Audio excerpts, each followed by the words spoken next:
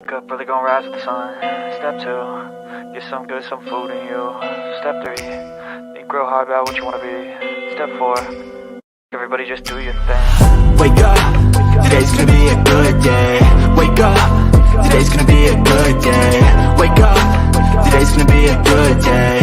Wake up, today's gonna be a good day. Wake up, today's gonna be a good day. Wake up, today's gonna be a good day. Wake up, today's gonna be a good day. Wake up, today's gonna be a good day. Yo, set your affirmations, aspirations. I got shit to do, the aftermath of preparation. Good food, good mood, blood in circulation. One step at a time, yeah, that's how you make it. Set a goal. Hello, everyone. Happy Tuesday, and welcome to Sip and Key with Busy and Joleen. But right now, it's just Joleen. So yeah. Oh my God, they have a touch up your appearance in the settings. That like made my nose almost disappear. Look at. Okay, so here's me before. Here's me after. Okay, that is new in StreamYard, you guys. But shout out to all of our Blow Joes. Busy is just running a little bit behind. So it'll just be me for the first 10 minutes or so. So shout out to you in the chat. Let me know you are here. And we can just chit chat before Busy shows up. Lisa Marie, thank you. I do. I have this wallpaper my husband put up for me in my office, and I wanted it to be like a fun, beachy, maybe not beachy, but just kind of like a fun theme, like Palm Springs-ish. And then my mom was in town, and she painted a bookshelf I had from IKEA that I had in my old apartment, and she painted it mint. So the color scheme in here is, I guess it's very Palm Springs. It's mint, pinks, fun, but then I also have all this Halloween stuff I want to put up already, and it's really hard not to do that already. So you guys, welcome. Make sure you smash that like. It helps us so much in the algorithm. Let's set a like goal for 150. See if we can get to 150 likes. And Ebony is showing you what you can do if you want to support us further. You can send us a super chat while we're live, and we'll read your comments. And obviously, as you know, Busy and I spend all our money on drugs like Tylenol and melatonin, and it really pisses our haters off. And let me tell you, we have a lot of haters. Sip and Key is collecting haters through the years. I was telling Busy, you stay around and you know you're a fan favorite, but if you stay too long, you become the enemy. And as you know, the things we cover, I mean, we're not a lot of people's favorite because we're basically, you know, through comedy and commentary exposing people's bad behaviors, and they don't like that. I don't know if you guys know that. So thank you. Ebony says, thank you for the super chat. Ebony says, keep your knee on the weirdos. There are so many weirdos, and thank you guys for commenting. Pink was your color. You know, I have lots of colors. I do like myself some pink, but I also like myself some green, and I love myself some orange. So I have a lot. Thank you, Care Bear. I got it chopped off in like a blunt little bobby, and I've been just doing beach waving it, and it feels a lot lighter. It's cool for the summer. You know, it's that chin length. Hailey Bieber. It does not look anything like Hailey Bieber. Every time you get your hair cut, and you know, you see these hair models that they show you when you go to the salon, you know, because my stylist, shout out to Alexis, Lexi's the best. You know, she's like, let's look at Pinterest, let's pick up some hair styles. And for me, I always chop off my hair, grow it out, dye it. I've had my hair every color of the rainbow. I just do everything with my hair. I feel like it's the easiest, most fun accessory you have. But you look at the hair models on Pinterest, you know, who's modeling it, and everyone is just like stick thin with like super skinny faces. And so every haircut on them just works, and they're young, you know, and you don't want to go too much where you get like a Kate Goslin, which I have had in the past, but it was like before the Kate Goslin, or was it after? It wasn't exactly Kate Goslin, but I definitely had it kind of shaped on the side. So I'm like, hair, it will always grow back. it will always grow back. Yes, Jamie B, hit that like, you guys. Let's just start with a good old-fashioned attendance call. Tell me what you are sipping on, where you're sipping on it from, if you feel comfortable sharing your location, because nowadays somebody might get swatted. I mean, it's pretty crazy out there. These people just are very police friendly. Talk about the privilege, just feeling so comfy calling the popo. I mean, they feel real comfy. And let's ask a question. What is your favorite television show or content creator besides Sip and Key, or topic that you've been watching on YouTube? So put that in the comments, and we got an attendance call. A tennis call. Let me know what kind of meat you're chewing on. Is it rare? Is it medium rare? Or is it well done just like my tea? A tennis call. Let me know what kind of meat you're chewing on. Is it rare? Is it medium rare? Or is it well done just like my tea? Just kidding, it's stale and only I get paid. Just kidding. It's stale and only I get paid. As stale as the drama we've been covering has become, you guys.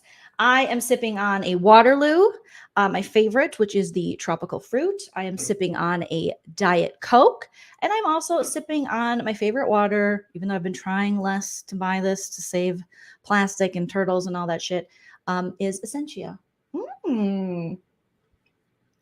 Super refreshing. Let's see what you guys are sipping on. Stephanie is sipping on Diet Coke in Nova Scotia. Shout out to Canada.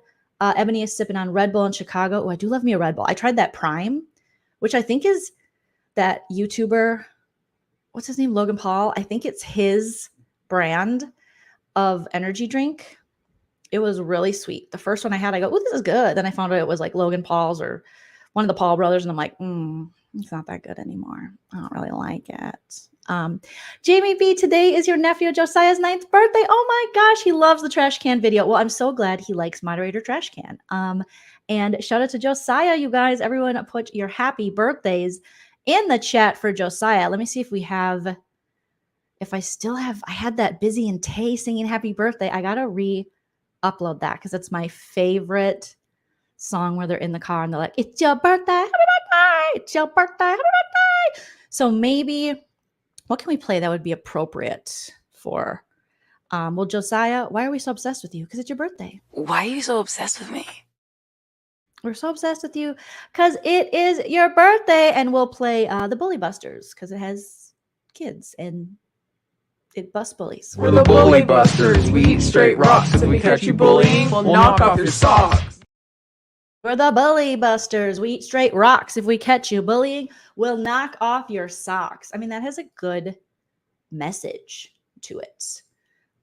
So I really like that one. Okay, my computer is like, you have way too many things open, Jolene. You need to calm it down with these videos I made yesterday for Vanderpump Rules for my channel. I was up until like 3 a.m. editing this video because, as you guys know, if you follow me on social media, I have been taking care of my niece and nephew for the past month. They always come here every summer for a month, and we have so much fun, but it makes me, not want to make content because I just want to spend time with them. And then when I do content, they're like, can you hang out with us, Jolene? What are you doing? So then I feel bad. So then I end up waiting till they go to sleep, and then I do the videos. And I don't know why I can't just be like other content creators and just put out a video of me talking and just saying stuff. Just saying, hey, here's what I heard happened. Instead, I have to have sound effects. I have to have all these things have to happen. And I'm like, why? Is it really making the video better? Or is it just taking me more time to make? I don't know. Care Bear says, favorite content right now is astrology related, but you and Busy are my #1 content creators. Thank you, Care Bear. Love me some Kempire, So Deb, and Make It Make Sense. I love all of them too. And shout out to Auntie's Advice as well. Whenever you feel as though you want to support someone good who covers the TLC shows, who isn't, doing the worst things in the world, always support Auntie. Go smash that subscribe, show her all the love. I mean, she deserves it, and she works hard. And as far as like 90 Days and all the TLC shows, she's got it on lock. And there's so many other great content creators that you can support as well. Read This is Having Iced Tea in New Jersey. Coupons galore, or Cuppins galore, says Fanta Grape, an obscure coffee shop. Anything murdery on Netflix. Ooh, please tell me what the latest murder show on Netflix is. I would love to know. Carolyn's having a cotton candy blizzard in North Dakota. That sounds delicious. I'm trying to think of the last blizzard I have. I am old school, and you'll be able to tell how old you are by my Dairy Queen selection, which is a Mr. Misty float. Kiwi strawberry Mr. Misty float. That's the shit right there. Jamie B says, I got ice cold pop blunts and I've been watching saltwater coral reef tanks. What? Jamie, are you meditating or are you just really high? I'm thinking about getting into saltwater finally. What does that mean, getting into saltwater? I'm so interested by that, Jamie. Nikki, Corona Light in the Pacific Northwest, Jolene, and loving the Righteous Gemstones. Is that a show on? I feel like that sounds like a show that's on Apple TV. Am I wrong? Probably wrong. Diet Pepsi Sue says vacationing in Nebraska. That says it all. Yeah, I think Diet Pepsi and Nebraska they go hand in hand. They're lovers, definitely. Ginger Ale. In toward the top east part of Ohio. Ooh, Bright Art. Yes, not Ohio. So many things happen in Ohio, allegedly. A lot of content creators there. A lot of content creators. Thanks, Averia. Appreciate that. Let's see. Yes, I have Munty duties like Marlo, but unlike Marlo, I'm not just going to give up the kids sometimes. But I understand Marlo's is full time, but still. It's a little cringe. Lala says, I become addicted to watching people's Instagram live streaming Harry Styles in concert around Europe. Oh, interesting. Harry Styles. I feel like I dress kind of like Harry Styles at times, like very colorful and interesting pants. Me and Harry Styles have that in common. We both have very interesting pants. His look better on him, but there we go. You could get up and leave and it would be fine, according to some creators. Sue H. Who said that? Who said you could get up and leave and it would be fine? Please tell me, because I'm drawing a blank. I mean, I think I know who you're talking about, but let me know in the chat. Intergalactic Defender says, I wish I had an auntie like you. I mean, you guys are making me feel so nice. Yes, Haru. Yes. Auntie is the best. Oh, she's covering Bachelorette right now. Busy wanted to cover Bachelorette. Let me know if you guys would be interested in that.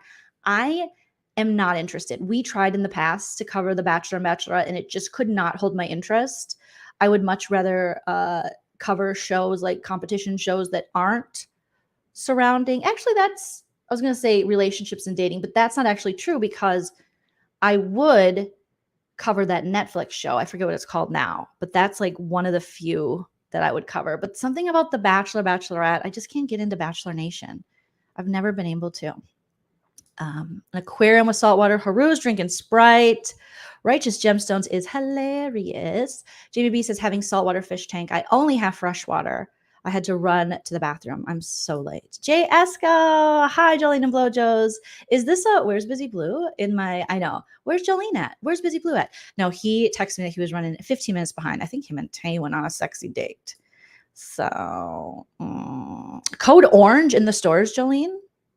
I know. Oh my God, Lauren. I am so excited that there's already Halloween stuff out. I don't care that it's just July. Once the 4th of July hits, I'm ready for fall and all things Halloween. So don't think I haven't already went to Home Goods. I haven't already checked out there. Don't you think?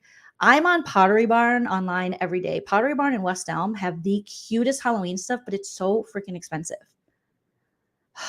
But I look at all their stuff and I favorite it and I'm like, okay, maybe I'll get a few things, but I do love myself some Michael, some Joanne. I mean, you can get TJ Maxx sometimes has some good, not sometimes, a lot of times has some good Halloween and also autumn, fall decor. So yes, Harry Styles dress is really cool. I love it. Tracy Hensel is a content creator who focuses on classy, healthy living for grown women above 40. I should watch that because I'm like sometimes classy, not healthy living for sure. I need to get on my eating habits. I am eating like an 8-year-old right now, probably because I'm hanging out with a 6-year-old and a 9-year-old. But even if I can't blame them, I would eat bad anyways. But I am over 40. So there you go. Jamie says no to The Bachelor. We tried it with Matt's season, and that one was really bad. Really bad. yeah, we started taking out the Halloween decorations and the autumn decorations with my niece and nephew. And so I think before they leave, we're going to decorate, I think, their room that they're staying in. And we're also going to do a mock Halloween because I don't get to see them for Halloween. So they're going to dress up in their costumes. My niece said she just wants to be a cat. I have tons of cat ears, so I think she's been loving wearing those. So my niece Lucy's going to be a cat. And I think Frankie, what did he say he wants to be? He told me a couple things, but they're going to dress up and then we're going to trick or treat around the house. So as you can see, we've pulled out some of the stuff. I'll show you guys already. I have these all over my house because we've been playing like little Bozo the Clown grand prize games, throwing these in larger pumpkin lantern buckets. And in those, my 6-year-old nephew Frankie will put prizes or consequences, and he'll write it down. And for some reason, now I can't always read it because, you know, some of the words, he's 6, he's going into 1st grade, even though he's a very good reader. Unlike, you know, some people we've heard here on the YouTube streets, he's really good at reading. And, you know, but some of the stuff, a 6-year-old, you know, they're not gonna be able to spell. So he'll just tell me what it says when I win. And mine is always a consequence for some reason. So I think it's rigged. Okay. Because he'll be like, oh, Jolene, you got a consequence. You have to buy us 2 things each at Starbucks. Ugh. Jolene, consequence, you have to do the laundry. Yeah. So I'm going to have to look into this game. We are getting a Ross dress for that. Congratulations, Jamie. A fresh Ross. There is nothing like a fresh Ross. Once Ross has been there for 5 years, done. It's trash. Everyone has dumped in it. There was a comedian who used to do a bit about Ross, and it was a very, it was so true to what Ross is, but it also was a bit where he was just throwing stuff around. You know, when you're at a Ross dress for less, you just pick up something and you just like throw it on the ground when you're done with it. And it's like nobody respects Ross. I don't throw the shit everywhere, but if something falls off a hanger, I'll be honest, I am less likely to put it back on the hanger than I am at a Marshall's or a TJ Maxx. I don't know, because I'm like, it's Ross. It's Ross. But literally every Ross in every state across the United States looks like a tornado hit it. Mariel says Poshmark and Facebook Marketplace have great deals. I'll have to check that out.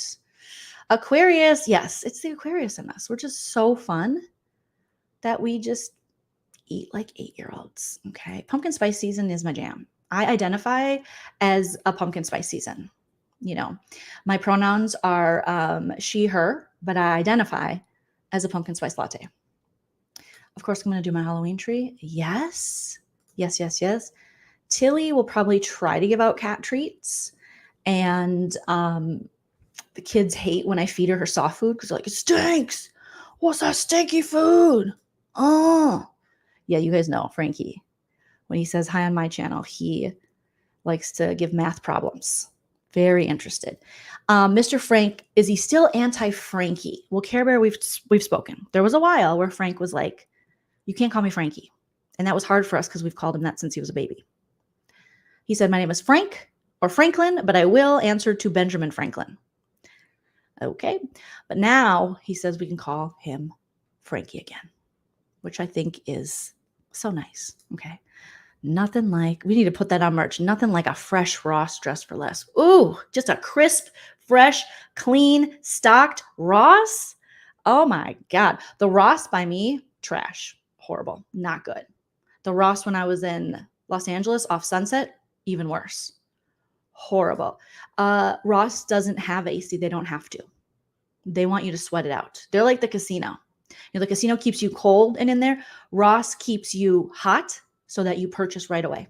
And then you're out the door. They're like, hurry up, get in and get out. We don't want to give you enough time to fuck up the store, but also we want to give you enough time, you know, just enough where you're like, I better take this. Not too much time to think. Because you have too much time to think about a Ross purchase, you're going to start looking at the seams of the shirts. And you're going to see there's holes.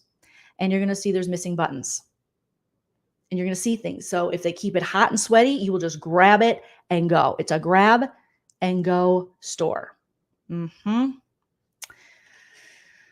always stinky. The Ross I went to in Hollywood was my first and last experience. Jamie, if you went to Ross in Hollywood, you went to the one on Sunset. It's like Sunset in La Brea, I think. And it's There's a Starbucks across the way in a strip mall. It's in a strip mall. I think there's a Burger King in that corner. Or is it Chick-fil-A?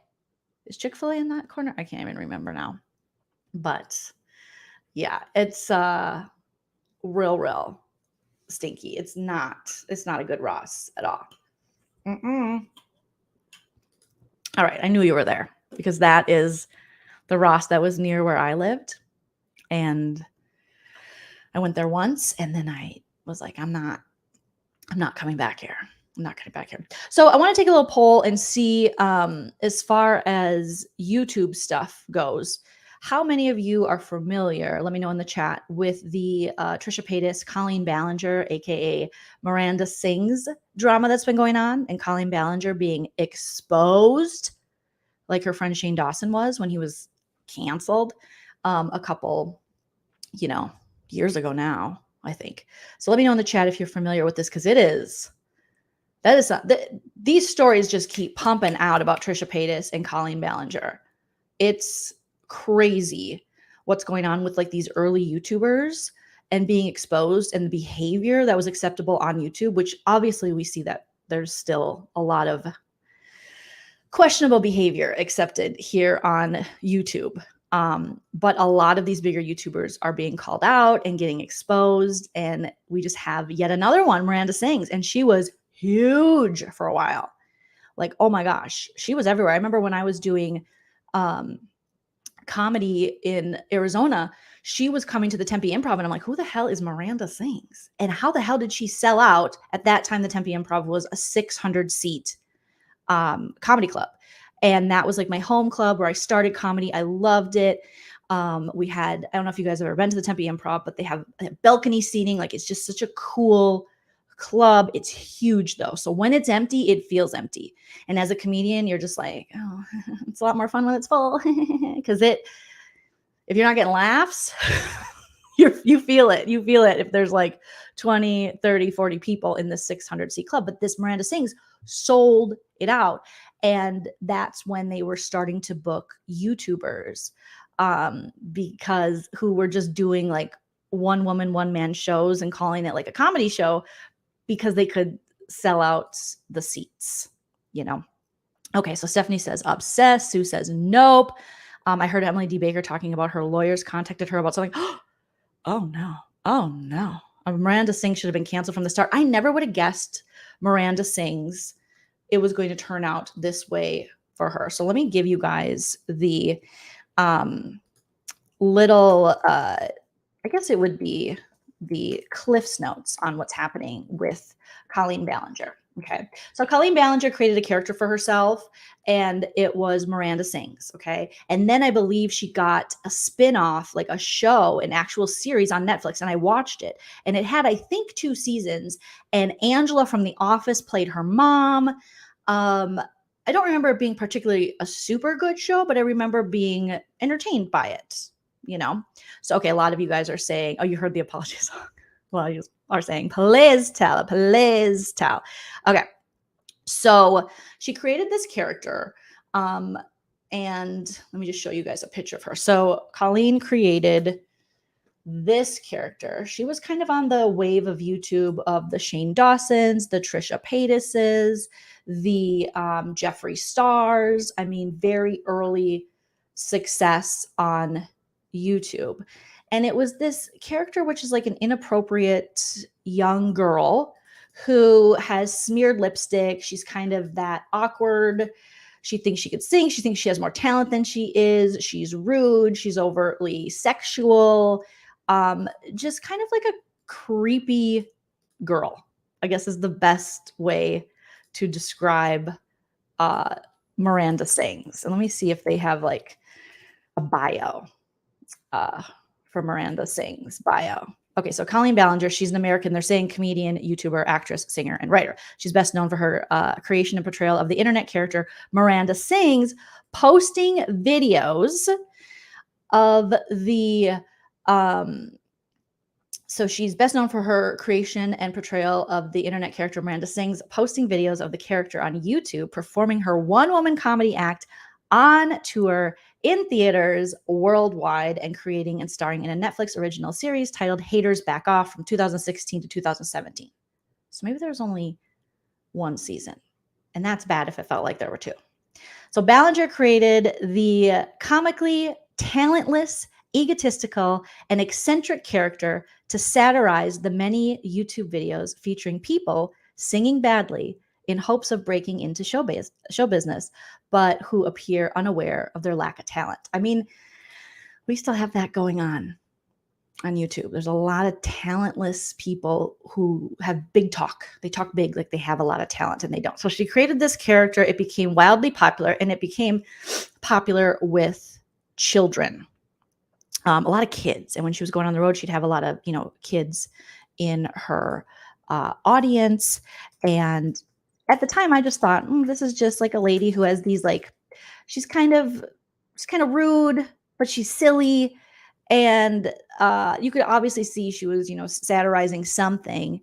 And I didn't think it was as, devious or diabolical as it ended up being. But there's some pretty heavy allegations right now on Colleen Ballinger. So I had no idea that Trisha Paytas, you guys probably all know who Trisha Paytas is. She is a well-known vlogger, YouTuber, known for mukbangs, crying on her floor, kind of trolling, creating a lot of issues, and she's had her own problematic past as well. And she had this podcast with Ethan from H3. I think it was H3N3. They had the Frenemies podcast. And I really enjoyed that podcast, but then it was Ethan Klein, but then they had a falling out. And then Frenemy stopped. Miranda went on. Oh, hi, Busy. Trisha went on to marry Ethan's wife's brother. So they're all related now. I was telling them how I used to love the Frenemies podcast. Yes. Oh, I remember when we first started talking, you were talking about the Frenemies. Yes. Podcast. It was a good freaking podcast. And then they just had this falling out. I don't even remember why they fell out, but they did. And Trisha definitely so they were frenemies, yeah. But that is what made it so marketable at the time.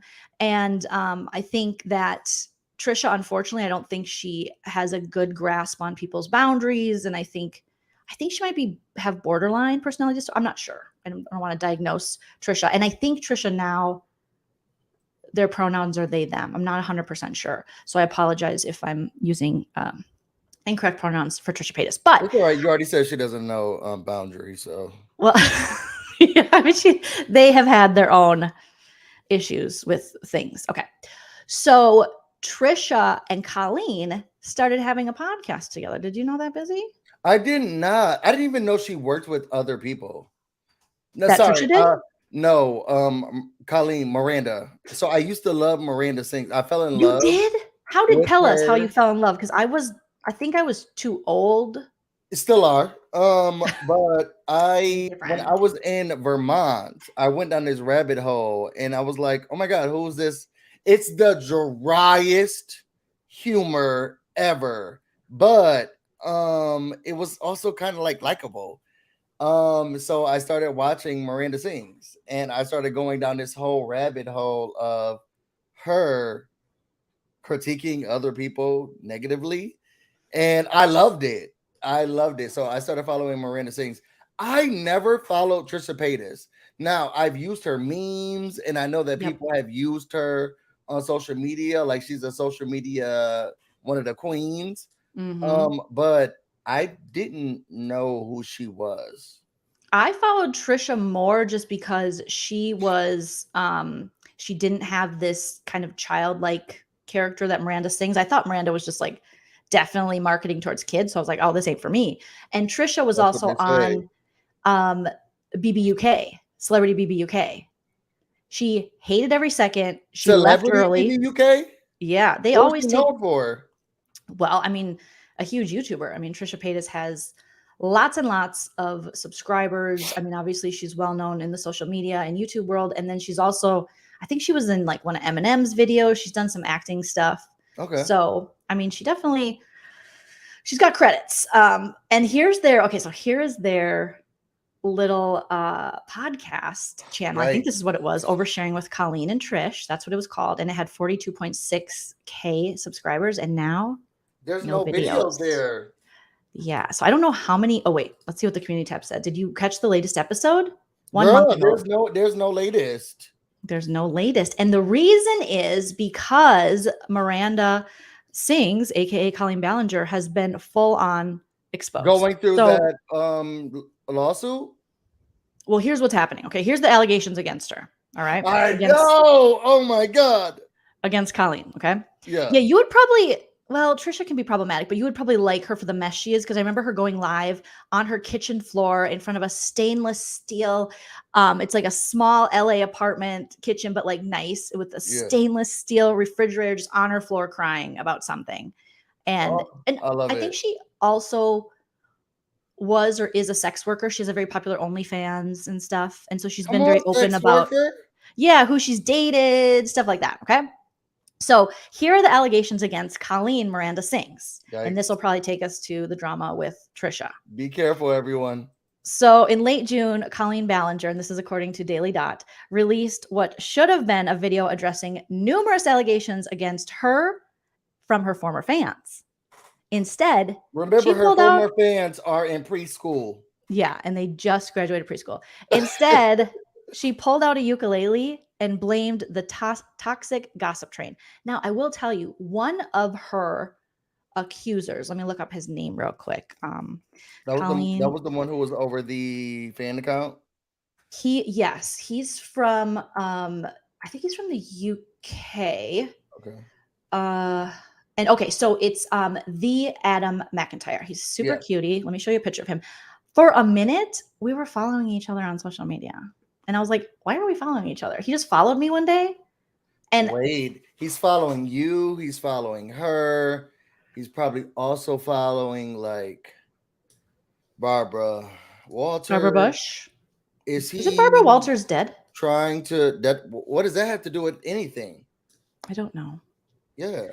I'm not sure, but we were following each other. Let me post a picture. And I remember seeing him post these pictures or post these posts, I should say, about Colleen Ballinger, aka Miranda Sings. And I wasn't following her. It got nasty. It got bad. Yeah. And I know he got a lot of, hate and backlash, and a lot of her fans came for him, but he seemed, super cute and nice. Let me just pull up the picture here. While she's pulling that up, and I don't know if she's going to go through everything. What we do know, allegedly, Colleen was grooming the girls. Okay. She was having them bullying each other, making sure that individuals did what they wanted her to do. And again, Colleen is way older than the character that she portrays.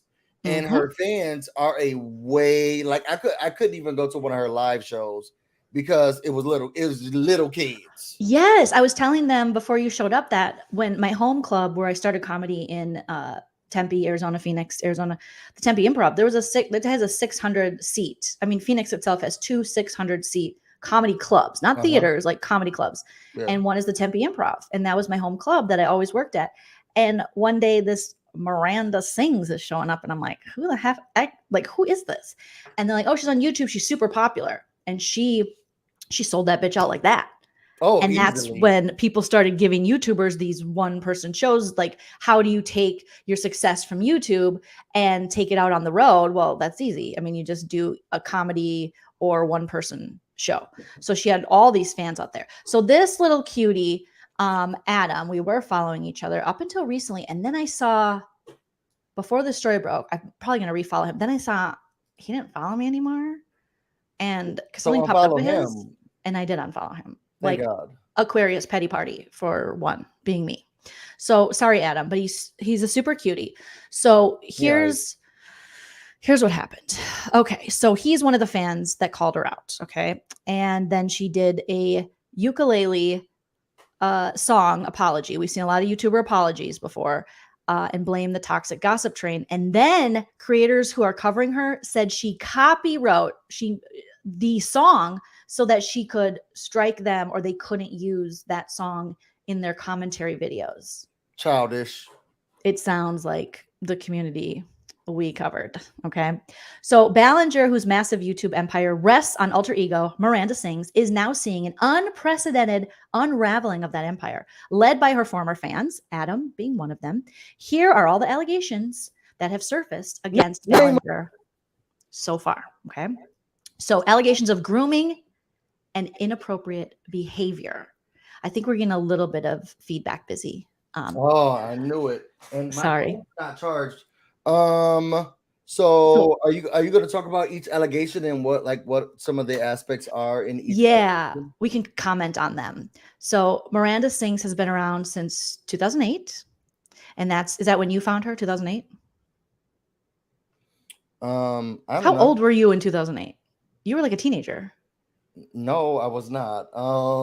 In 2008, I was 19. Yeah, I was 28, so you were definitely I was 19. younger. So yeah, I was like, I don't know who this is. So she became one of the first big YouTubers, as we talked about, and she's still active, doing the same shtick. A teenage girl who is annoying and a bad singer, but has a lot of confidence. Yes. Her fan base was largely kids in middle school or high school who packed her live shows and vied for her attention online. But many of those fans are now adults, and Adam on the screen here is one of them. And they have reassessed the relationships and experiences they had with Ballinger. In early June, Adam McIntyre, again pictured here, resurfaced allegations about Ballinger's behavior after YouTuber Cody Rants posted a video about leaving the fandom and included messages from a Twitter group chat called Colleen's Weenies. First of all, y'all need to be arrested for even joining that. Colleen's Weenies, Jolene's Peens. Oh my God. Jolene's Peens, please, Busy. No. Well, I would never have children as an audience. That is so not my audience. I mean, look, however you can get them and whoever it could be in audience. If you said 600 seats, got it. Done. So she's got a lot of bad stuff happens in group chats, you guys. We'll just put it out there. I mean, we've seen so many people get exposed recently in these group chats where they think they're safe, but eventually somebody falls out and they're going to show the receipts. All right. So I don't join them. So in early June, after Cody, Rants posted messages from that Twitter group, Colleen's Weenies, Adam McIntyre first brought up the allegations in 2020. So 3 years ago, when he accused Ballinger of sending him a bra and women's underwear and said she exploited him for content as a minor. He experienced backlash at the time and told Rolling Stone that over the last 3 years, he was harassed and doxxed as a result. Ballinger initially addressed McIntyre's claims in 2020, saying sending him the lingerie was, quote unquote, stupid. Now, at that time, Adam McIntyre was, I believe, 14 years old, and Colleen Ballinger was in her 30s. Sending him lingerie was not stupid. It was a crime. Right? Can you imagine if this was a male content creator on YouTube that sent underwear and lingerie? I didn't want to say it, but she's getting away with a whole lot. There's a double standard, definitely, when it comes to this kind of stuff. And I should say, I sent him my lingerie and a couple of videos of myself and pictures naked, and he was 14, but it was so stupid of me. I definitely shouldn't have done it. It was so dumb. So 2007. So Colleen was born in 1986, so she's older than you, Busy. She's 36 years old. Okay, so that means in 2008, how old was she? Do the math, Mathy. So girl, call me Cody. I can't do math. So she was, so maybe she wasn't in her 30s, but she was in her 20s. She was in her 30s at least. When she sent it, hold on one second. Tilly's scratching my door. She wants to come in. Come on, Tilly. Oh, come on, Tilly. I don't know where my phone is. Never mind. It wasn't Tilly.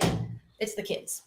They weren't scratching at the door. They're playing something. Oh, I'll say, oh, wow. What's going on over there? You got Lucy's like.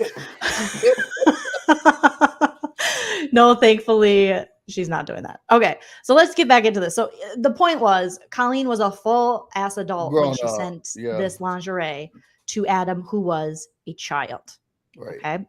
So sent him the bra and underwear. And when it was first brought up by Adam, as he was reassessing as he got older, she said the lingerie was stupid. In June 2023, he posted more screenshots from the Weenies group chat with Ballinger. And McIntyre says that, among other things, she asked them their favorite sexual position. These preteens? Yep. And if they were virgins. McIntyre also claims Ballinger would confide in them about her then husband, Joshua David Evans, and claim he was abusive in an attempt to turn fans against him. So she was going through this divorce, but publicly she was like, hey, don't turn on Josh. He's a good guy. It's nobody's fault. But behind the scenes, as we know all too well. You mean at the Sandbox? On YouTube, yeah, at the Sandbox, in the Sandbox Weenies chat, she was telling these teenagers and inciting them to kind of become her troll army and attack her ex-husband. That's weird. Like, that's very, very weird. But we see that so much on YouTube where these creators, they incite their subscribers and they use them as a weapon against people they don't like. And I just wish people wouldn't fall for it. I understand these children, but we have covered people who have grown adults who do this. They're like, I'm part of the, what do they call themselves? I'm part of the wolf den. I'm in the wolf pack. So everyone, wolf pack strong, and we will defend our leader who hides behind a cartoon filter. It's creepy. It's creepy, that adults want to be in some kind of something like that. Like me and Busy always tell I think that's human nature though, to want to be included. Yeah, to be included in something. I think there is a specific type of person, and I don't want to diagnose anyone or whatever, but I know there is a specific type of person who needs to be a part of like groupthink. Like either they leave like cults or they leave religions, and then they go and find something very similar because it's a part of their nature. They need those type of individuals. They need a leader. They need someone to tell them where to go, when to poop, how much corn to eat. Like it's important to them. I wonder what that stems from. It'd be interesting to get like a psychological kind of analysis of the people that are more apt to fall prey to these kind of people, because we do see that in these YouTube streets, if you will. And these people want to, for me and Busy, it's like we love our blowjos. We love everyone who supports us, but we always say, protect your peace. Don't ever think you have to go attack anyone for us. Please don't, actually, because you see how crazy some of these people are. And also like question everything, critical thinking, but I think a lot of these creators, and it sounds like Colleen, they don't want that kind. They want people who just adore them, love them, and will do anything for them so that they can weaponize their subscribers against other people, that's such an echo chamber that you're in. If you're only around people who are like, oh my God, Joleen, you're so great. Not that you are around this, but like, oh my God, Joleen, you're so great. I love all of your videos. Everything you say is right. We care about you so much. We love you so much. You should be at 1 million followers by now. Oh my God, we love you. We love Nana. We love Tilly. We love Chell. I guess it just warps your view of the world or the content that you're creating, because then you see that your audience is just all 100% 10 toes down on you. And anything if you spit on the ground and put it on YouTube, the people are like, yes, we stand. Right. It warps your, I think, your own self-perception as well, and your self-importance. It makes you feel more important. And I think you do need people who are fans of you, I think, or people who enjoy what you put out or whatever you want to call it. I think it's good for them to push back at times, maybe when they think you're doing something out of character or, or something that, I go back and forth with that, because you do have it. Like, I know probably on your own channel, you see this, but you do have people who try to tell you what to do a little too much. And you're like, okay, calm it down over there. I'm barely making videos and you're trying to get me. critiques and tell me what to do, girl. Get your own. I think I do appreciate people saying this was not the move, Busy. Yes, because people who care about you, so they want to steer you in a good direction. And I think with a lot of these content creators, they have yes men and they have people who enjoy the drama, and they're basically being fans of them, but really they're trolling them and encouraging them to do things that aren't that healthy for them or society as a whole for entertainment value. But that happens with these content creators too, because I think they manipulate some of these subscribers and scare them into being kicked out because they bring you in, they give you a friend group. You know, you'll hear from the crazy communities that you'll hear people who go, you guys were like family to me. And a lot of these people have never met. And granted, this is 2023, and there are some people that, you know, online relationships can form and become close, and maybe you've never met in person. But then they're devastated when the content creator decides to turn on them and kick them out for whatever reason because their ego has went crazy. And they now think that they run some kind of little community or world. And we've seen that so much since me and Busy started covering YouTube stuff. Yeah. And it sounds like this is kind of similar to that, where Colleen was definitely doing highly illegal things, but also acting very cult leaderish. Yeah. And from what I understand, she was allegedly manipulating other fans to attack other fans for specific reasons who were against her at some point. Like, you couldn't even be like, I didn't like that shirt you wore the last time, because if so, then she would get other fans to allegedly turn on them. It got really really nasty. They stop caring about the people that support them, and they just want to use them as a weapon, and they don't care if it's bad for their mental. They don't care if it's going to hurt them in the long run. They just want people to literally be like online bullets for them. I guess, can you get high off of the fame? Because they're like, social media is a new fame concept. Can you just get high off of the social media fame and not even care about whatever consequences are going to be coming later? Like, you're just like, I need views, and if you're not going to give me the view, I don't care. I think that happens a lot with these creators. I mean, we see it on such a small level, and they have, you know, a couple thousand subscribers, and they think they're like running shit. And you're like, what the heck? Oh my goodness. Okay. Only 100 people watch their videos, and they're still like, they're very important though. They're very important. And most of it's hate watching. It's very interesting. So Trisha Paytas's experience with Ballinger. Let's get into that. Former fan Johnny Silverstreet claimed that working as an assistant on Ballinger's 2018. Wait, do you have a photo of him? No. No shade to this girl, but we could take her down. Okay, hold on. Let me just see if I can. She was cute for the time being, but right now it's just like, okay, whistleblower, you had your time. Okay, you're over the whistleblower. Got it. Busy's like, I'm done. I'm done. She was cute or whatever, but we can let her go. Super cute. Busy, you little jelly? Love the bangs, but we can let it go. Okay, so let me pull this guy up. Oops, I have too many things open here. Let me see. What is it? Coupons galore. Coupons galore says being noticed sometimes feels a certain elation as well. I will say that there is something about, and I can't remember who I learned this from specifically, but when you are a celebrity, just in general, especially on the small screen, people come to you when they're fans as like family or familiarity, because they're watching you on their TV and in their house weekly.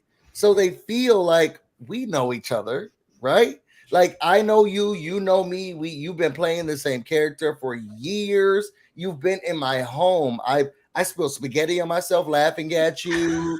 I watch you while I poop. I got you on in the shower. Like, you're in my home. So they feel that connection with you. YouTube has opened up a whole different door where it's just like, you're not even a celebrity. You're just a regular person like me that I let into my home, and I poop with you and pee with you and brush my teeth with you. And that I think that changes the dynamic of how these fans are now, especially with YouTube celebrities, because we're skipping all types of steps. And it's like, girl, I know how regularly you showed us your bills online one day, on one of your videos. Like, we know You each tell us other. about your eviction. You tell us about all your health ailments. Yeah, we You know will you. see We know you well. a lot of these YouTubers manipulate people with their health conditions. We've seen this basically with almost everyone in Yeah, these drama communities is they will manipulate people with their health condition or their financial status, Raven. or lack thereof.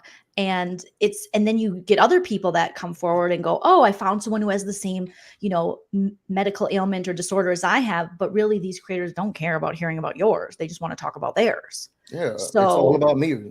Where is Raven? yes. Is Where she is still she? alive? Is she still do? Does she still have all those Raven. ailments? BB19. She probably, I don't know, but I know she and her mom are in Mensa. Raven was And gooping the girls. I don't care what she, nobody say. Raven was gooping the girls. She was gooping y'all, and she was taking your money. She didn't need to be on YouTube, because what she did have was what was it? What are those GoFundMe's? she had lots of GoFundMe's and her GPA was dance. Do you remember that? What was your Child, GPA? her GPA was dance. It Child, was and dance. when she was shaking and all of that, girl, get up, Raven. And her boyfriend's over there eating cereal like this, what she does in the morning. Oh my God, What's his Matt, name? shout Matt. out Yeah, to Matt. BB19. He wore the same orange tank top every day on Big Brother season 19. It He's from was here. crazy. And I think, yeah, coupons, you make such a good point because a lot of these people we've noticed are very lonely. And they'll say that either they don't have good connections with their family has passed, they don't have a lot of friend group. Some of them have some kind of like physical ailment or medical ailment that leaves them housebound. So this Yeah. becomes their friend group. And I've just seen how quickly these content creators have thrown them away for having maybe another opinion or showing up in another creator's chat.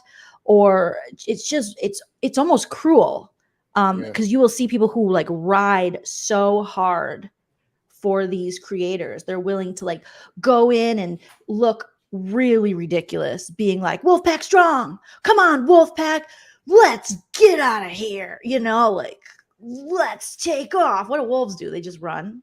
I mean, I don't know. And I don't know what problem you have with Wolfgang Puck, but he's like an amazing show. I prefer the one that has the what's the Hell's Kitchen one? Gordon Gordon Ramsay Ramsay. He's my in favorite. Las Vegas. Yes. The what is that the meat thing he has at his restaurant? Beef Wellington. Yes, the beef. Chell had that. Yes. Oh, so Mhm. you all went before?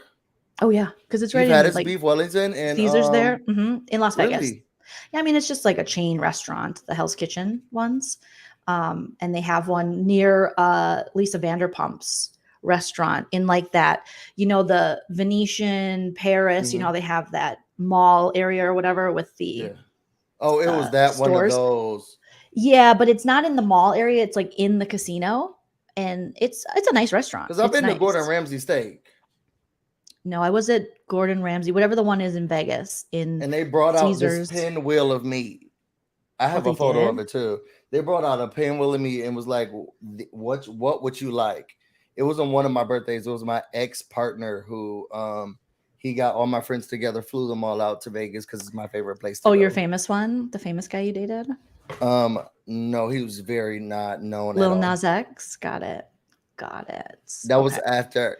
Wait, why am I telling my business on the internet? Yeah, exactly. Okay. But yeah, so let's go to this guy who's gonna be talking about having sex with Colleen. You said Not having sex with her. He was an assistant. So this is Johnny Silverstreet. I think that's how you Mhm. say his name. And he was an assistant for Ballinger for her 2018 summer tour. And he posted this video about his negative experiences. Let me know if you can hear this, Busy. I don't even know how to begin a Yeah. video like this. Like, where do I even start? It From the beginning. was over a decade of my life that I had dedicated to people who took advantage of the situation, me being young, vulnerable, impressionable. I just don't want to sit back anymore and watch repeat offenders get away with doing this to people. Not repeat offenders. Never really wanted to make this video or ever intended on making a video like this about this situation. But, you know, there's always a day for everything. I guess what really ignited a lot of my emotions and feelings right now is I just heard from a person, you know, fuck it. Like, why am I still protecting these people? Joshua David Evans just He's like, I have come to a point where it's just very difficult, and I'm trying my best to figure out like what's the best. Fuck it, Joshua David Evans, girl. I don't know why I'm protecting them. I don't know why I'm still wearing this backpack. I don't know much about much, but here we go. So Johnny is now talking about Colleen's ex-husband. Come on, Joshua David Evans. Even with the middle name. I mean, all straight in. all he left out is the confirmation name. Joshua David Patrick Evans. I have not heard from that man for probably at least 8 years.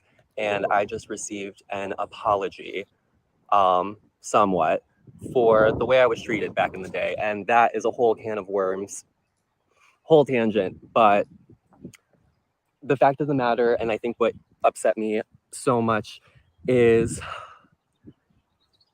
what Adam has come about, or what Adam has spoken about, in terms of what happened with his situation with Colleen. So he's talking about little Adam McIntyre, who we saw, the little cutie that Busy was like, that's enough.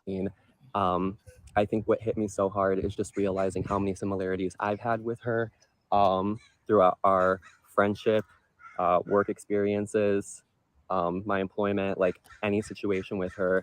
These similarities in the situations are jarring, a bit uncomfortable with how similar a lot of the conversations went down between the victims and her. It's really gross. And I think today, just getting that DM a little while ago from Josh, it struck a chord in me and made me realize that these people are still trying to have this hold over me and the people who they do these things to. And it's wrong. It's disgusting. I was 15 years old when all of this started happening, and that has been acknowledged. And I think the grossest part is how inadvertently the blame is still somewhat being shifted towards me, because I was, you know, a young, impressionable, naive teen at the time. And, you know, I didn't know boundaries and everything. And, you know, yes, I was a child. I was a teenager. There were probably some moments I'd look back on and I'd be like, ooh, yeah, you know, but I was just excited over the fact that, you know, me being a kid who had no friends, who got bullied out of school, who was just looking for some form of connection with people, like, and the fact that I found that with people I idolized and like have this community. So exactly what Coupons Galore was saying is you have these people who are looking to be seen, looking to be recognized, looking for friendships, looking for relationships, looking just for love and attention. And they become like prime victims to these kind of cuckoo creators. It was still alone. I didn't want to lose that. Chilling with geese. Up until recently, have still been protecting these people because I wanted to believe that the connections I had with them, the friendships, the interactions, they were authentic and they were genuine, but they just never were. I worked for Colleen on the Miranda Sings bus tour 2018. And that was something that I thought was going to be life-changing for me, and it was, in all the ways I didn't expect. I was bullied, tormented on a daily, eventually got my room access revoked. We had hotel rooms that, well, we would drive on the bus to a location overnight, and then we get there super late. And one night, we had gotten to our location in New Jersey, and I had asked Corey if he wanted the room and if he didn't mind sharing, because we were kind of like room buddies.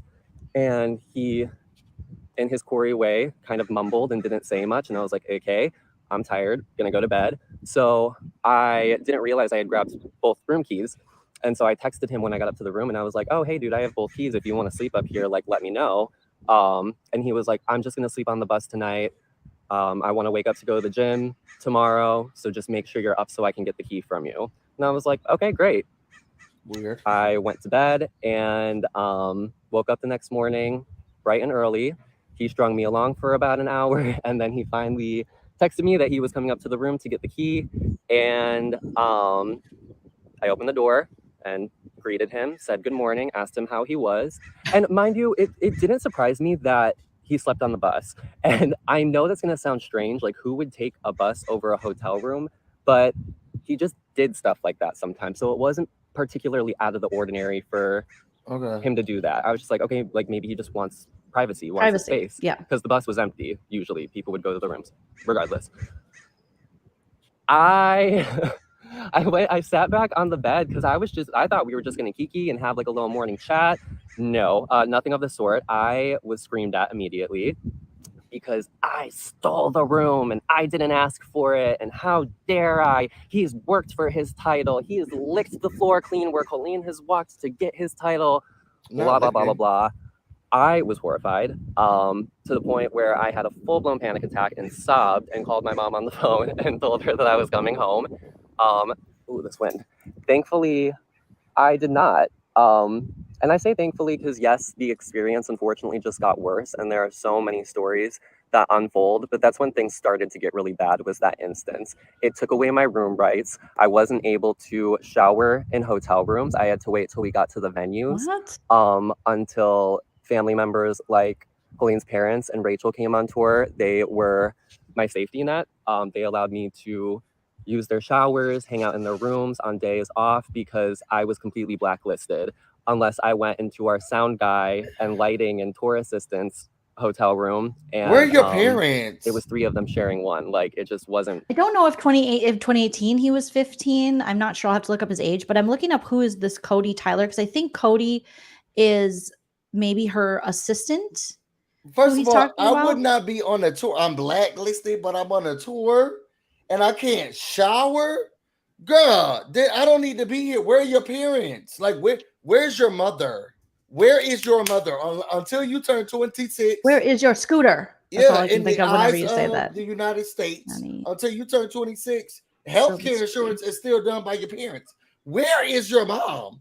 Where is your dad? And you sitting here talking about some, I didn't have room access. What in the ghetto shit is this? No, take your ass home. Like really go home. And I hate the victim blame, but what the hell? Let me go get a water. Okay, so this Johnny Silvestri, I'm trying to. What was he? Was he like the tour manager or whatever? Johnny Silvestri, who's on right now, he was kind of just like a assistant who was hired for her 2018. Can you imagine being blacklisted by the assistant? Girl, and then get off my face. Well, Cody, I think who he's talking about is her current. Okay, so let me see if I can find. Is this his? How old is this guy? I'm trying to find his age. He was 15, I think, when he was introduced to this whole Miranda Sings and became a fan. And then when he was a little bit older is when he went and worked for her with on this tour. So I think by that time he might have been an adult. I don't think he was 15 working for her. Let me see. Former fan Johnny Silvestri claimed that working as an assistant on Ballinger's 2018 summer tour was a negative experience and posted messages that show nude photos of a fellow YouTuber, Trisha Paytas, were allegedly shared in the chat by Ballinger and shown to minors. We were all between 14 to 17 and they would play favorites, Silvestri told Passion Fruit of his experience in the fandom. So he's saying we were all 14 to 17. So he must have, maybe he was 17. I don't know. Was he 15 at this time? I thought he was a little older. We were all between 14 to 17 and they would play favorites. Silvestri told Passion Fruit of his experience in the fandom. Paytas addressed their relationship with Ballinger in a July 3rd video saying she doesn't exist to me anymore. Silvestri also alleged Ballinger and her friends had viewing parties of Trisha Paytas's OnlyFans content. That's disgusting. On July 8th, Paytas said that their podcast with Ballinger, Oversharing, which debuted in May, would be ending. So it does sound like this Johnny person did go on the road with Colleen as a teenager. And most of the people that are making these accusations are between 14 and 17, or were between 14 and 17 at the time that Colleen included them in these group chats, Colleenies Weenies, where they were asked inappropriate sexual questions by her, just very disgusting positions. Are you a virgin? And also were sent Trisha Paytas's nudes by Colleen. So Colleen would go to Trisha's OnlyFans. She was like a bully. She would like bully Trisha and weight shame her, body shame her, and send her OnlyFans nudes to these children, these young child boys, boy children. They were running this business like an episode of Rugrats. Right? And it's really ridiculous. And they had viewing parties busy. It's just really of Trisha Paytas. Yes, they had viewing part. Let me show you a screenshot from Johnny's Twitter. They I had think viewing. What does that even look like? What is a viewing party of Trisha Paytas? Well, I guess I don't want to know. Well, I guess they would just all get together, maybe on Zoom or something. Get I'm your not popcorn. sure. We're gonna be watching her latest video of it says "Come Dumpster 2." What are we watching? Here's Johnny Silverstreet on Twitter saying proof of Colleen and her friends having viewing parties for Trisha's porn. She's a subscriber now. So this is a text message, and it says here, it says, is she pulling out her vagina? What is happening? Why is only one titty out? I have so many questions. How old are you? Well, they're between 14 and 17, he said. And then here is a viewing party of hers where someone says, stop, I'm screaming, I'm a subscriber now. So it looks like Colleen or someone on her team became a subscriber of the OnlyFans only to share it and make fun of Trisha's body, but share it with kids. It's just this. She needs to lock her up. Lock her up. Really lock her up. So then there's inappropriate live interactions. Other fans reconsidered the experiences they had at the Miranda Sings live show. So now we're talking about fans who were just at the live show. I know. I saw somebody was touched, a little girl. Yeah. TikToker at Grapes, Graypes, posted about being called up on stage. So she did this bit where she would call these kids on stage. And this happened to this Grapes person when they were 14. And Ballinger would refer to their outfit as porn. So she would find a child in the audience who she that was her thing. That was Miranda's thing, though. Yeah, to be like a slut shamer. Yeah, like anything was porn. But she did make it a point to call up girls that had like short shorts or crop tops and things like that. Okay. Yeah. So this person was 14 when it happened to her, and Ballinger referred to her outfit as porn. And that was a reoccurring segment of the live show. Another person claimed she was called up for the porn segment when she was 16 as part of the Miranda Sings Netflix special taping, and similarly body shamed. A former fan named Becky posted a video of them at 16 to TikTok. It shows her lying on stage while Colleen Ballinger spreads the 16-year-old's legs as part of something called the Yoga Challenge during a 2019 live show. She says she felt exploited. And then a 2016 Miranda Sings video in which she does a dance tutorial with a 13-year-old JoJo Siwa. She with JoJo Siwa. Okay, I mean, she does a lesbian. A dance tutorial with the 13-year-old JoJo Siwa and tells her, you are not supposed to dress porn when you are dancing, was also called out. The thing is, where are the parents?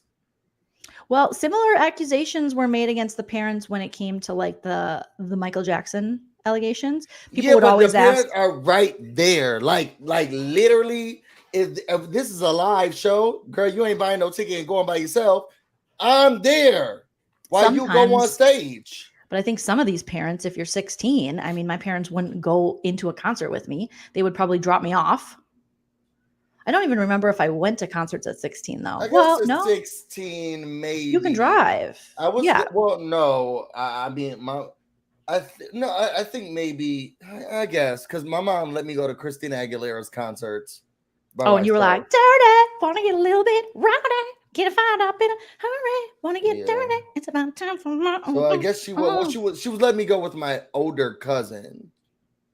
Well, that's probably like similar things happen to like a group of friends and a parent drops them off. And this Yeah. also was, this is what people were having these kind of reactions to the Sam Smith concerts. Remember about kids going there? They were like really afraid because Sam Smith started doing some kind of like, I don't know. I think some BDSM on the stage. Yeah. Called BDSM type stuff. So like, why are people bringing their kids to this? And I'm like, I don't know. I'm not They bringing my like the kids. songs. They like the song. I don't even. What is a Sam Smith song again? Oh, it's like do this something unholy. But his first album was amazing. It had nothing to do with. It wasn't as hypersexual as his music has become. His first two albums were amazing. Oh my God, they got me through a breakup with this person that I wasn't even dating. Yeah, doesn't Sam Smith have like a beautiful voice? Yeah, it really got me through a breakup with this person I wasn't dating. Yeah, so I guess it depends on the parent. I mean, I don't know. I don't know what the age is that teenager. I say lock everybody up. Lock up lock up Miranda, lock up the mom, lock up Ticketmaster for selling the tickets to the minor, and then I guess that's everything. Put the minor in counseling. Well, then now she allegedly has a creepy brother because who doesn't on YouTube, I guess, have a creepy brother at this point. So Ballinger's, so here we go. Ballinger's brother, next husband. Ballinger's brother, Trent. I mean, let's be honest. Can you really trust a guy named Trent? Maybe Trent Reznor. That's it. Never heard of him. It sounds like a you never heard of Trent Reznor? Nope. Let me show you. Oh my God, Busy. For real? Who is he? Yeah, never. Never? Like never ever? No, I don't know him. He better be an amazing person or I'm over. I'm logging off. 9 Inch Nails. Have you heard of 9 Inch Nails? No. I want to violate you, make me. He's a musician? I'm wrong on my insides. Help me. I've got no heart here. Only thing that would help me get away from. I want to F you like an animal. That's what I was listening to as a teenager. Oh my God. You want to put an enema in me? What are you talking about? No, I want to feel you from the inside. Oh my God. I never thought about the lyrics. I want to F you like an animal. Girl, if you're trying to make a fan out of me, it's not working. Well, you've heard of 9 Inch Nails, right? You started off with 9 Inch Nails. Then you talk about putting enemas in me. You say you want to touch me, touch my insides. None of this sounds like a pleasurable experience. It was a very 9 Inch Nails is a really popular band. And Trent Reznor, I think when did 9 Inch Nails start? It's like it's considered industrial rock band, 9 Inch Nails, which he founded in 1988. Yeah, I wasn't listening to those type of bands. I like the Lifehouse. Sole official member until 2016, and then I guess you liked Lifehouse. What song did they sing again? A lot, cause it's you and me and all of the people. We actually, I listened to them keep my last eyes night. For some reason, it was very weird. Before I went to sleep, I would listen to Craig David, which he is one of my favorite artists. But Craig David, Craig David, Lifehouse, and then didn't Corinne he do Bailey Ray? Who? Corinne Bailey Ray. Just like a song in my heart. Just what song like did an angel Craig David do again? Was it the I met this girl on Monday, took her for a drink on Tuesday. We've been making love on Wednesday. Yeah. Friday and Saturday, I do it by myself. No, that's not how the words go. But oh my God, yes. Yeah, he was my favorite singer. Of him, I'm reminded of Common for some reason, which I don't know why.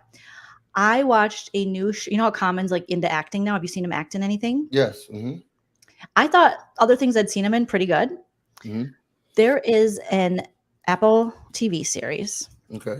I forgot what the name is. I started watching it. It's sci-fi. You know, me and the chill, we like the sci-fi shows. Oh, it's Silo. Okay. So Silo, Apple TV. If you like what is it about? Sci-fi. It's kind of like Battlestar Galactica-y. So basically these people live underground. Oh my gosh. People live underground, and they are told there's like this whole like world that exists, and they're told that going outside is something that is very dangerous. So this outside world, they have a window to it, and sometimes people go out to clean, but going out to like clean the video camera that shows you the outside, a lot of them Because never they come can't really back. see out. Oh, yikes. And so it dives into that. Well, Common's on the show, right? It's bad. I mean, his acting, I'm like, Common, what happened? I feel like I've seen him in other things, and he was doing really good. And this is, I told Chell, because he started watching it before me, and he hadn't said anything. I go, Common's acting is, he's like, well, I don't know. And then he started paying attention. He goes, it's really bad. It's really, he's just doing so much. And he's, There's a writer's strike, so it's just like whoever you can get to and do an the actor's role. strike. The actors And on an strike, strike. So supporting the whatever writers. you can do to whoever you can get to get a role. Okay, But at this point, he's literally like, I love myself some Common, but I don't know. You know how when you're watching good acting or decent acting, you truly believe that you're watching a TV show, but you believe that person is that person. yeah, With they're Common, really you're good. like, that's Common in a turtleneck and a leather pleather jacket, and he is No, just don't saying go things. in there. It's He's not like, safe. What? We better get them right now. I will go. And you're like, what's wrong with Common? Did he have a breakup or something? Who was he dating before this? Was he dating? Every woman in Hollywood. Did he date a Williams sister? Yes, he did. And Jennifer Hudson and Tiffany Haddish. He did. Oh, yes, he did date Tiffany Haddish. Oh my God, Haunted Mansion is coming out. I'm so excited. The Disney movie? They kept it very quiet that she was in that movie. And is it because of the allegations? What were her allegations? I forget. That she did a very inappropriate skit about child pedo. Oh, I kind of remember that. Oh, pedo. Yeah, it was just very inappropriate. Her and the man from who used to be on Mad TV. What was his name? Bobby Lee? No. I can't remember his name. He was on Mad TV though. Oh, okay. Yeah, they did a really bad skits, and she said she lost everything. Disney kept it very quiet that she was in that movie. Really? I didn't hear when I saw too much about it. When I saw the preview, I was like, Tiffany Haddish, she working with children? Well, she's worth so much now, and to them, and especially since they're doing another girls' trip. I mean, that movie was huge. So I think that now she's got a lot of people protecting. If anything comes out, any kind of bad She better press shut like that. up. Didn't she get a DUI? No. Yes, she did. Sure did. Oh, poor Tiffany. Sure did. Poor. She's Tiffany. so funny and talented, but how long do you think this? Because you're in the business. Oh no, not Ari Spears. He is Ari Spears. Yes, Ari Spears. Oh my God. I'm yes, not a fan Ari Spears. I used to love Mad TV. Mad TV was the shit, but it was my Ari favorite thing. He's interesting. So you're in the business. You're a celebrity. You've done this business thing for a long time. You're very well known. In the industry. Yeah. Mm-hmm. So, question: how long do you think that this whole writer's strike is gonna last? It's gonna go into the fall. Okay. They were trying to F these writers over with the streaming stuff. I mean, are you SAG? AI stuff. I'm technically not SAG. I'm non-union. You have to have so many like credits and things like that. Not like literal credits, but you have to have so much. And I never became SAG. I definitely want to become part of the WGA, even more than I would want to become part of the actors union. I'd want to become part of the writers union, but no, but I support them 100%. And I have so many friends, obviously, that are SAG and WGA.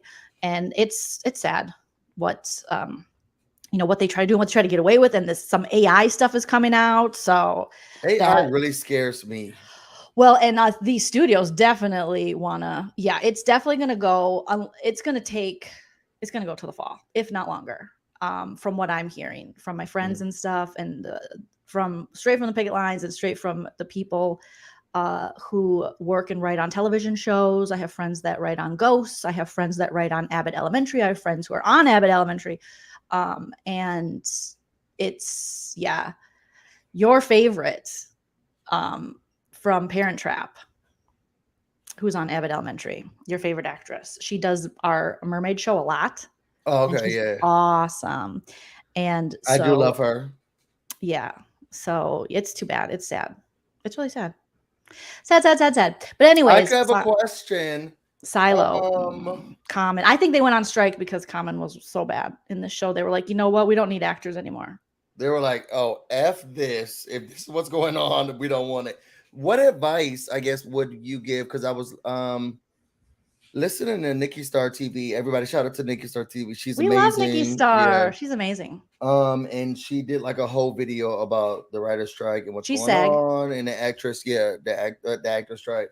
And I know she said that she feels as if the studios are just gonna push it even further past the fall because they're just gonna start going to content creators. Oh yeah. And trying to pull them into. Oh yeah, there's always a loophole that they'll find, but be leery because they'll find a way around it. But anyone that crosses a picket line like that, I mean, I think Kim Kardashian was accused of crossing. Ryan Murphy, unfortunately, they were saying he might have been filming and crossing. And I'm like, come on, I want to be able to watch American Horror Story. So allegedly, this was put out he there. Still made it.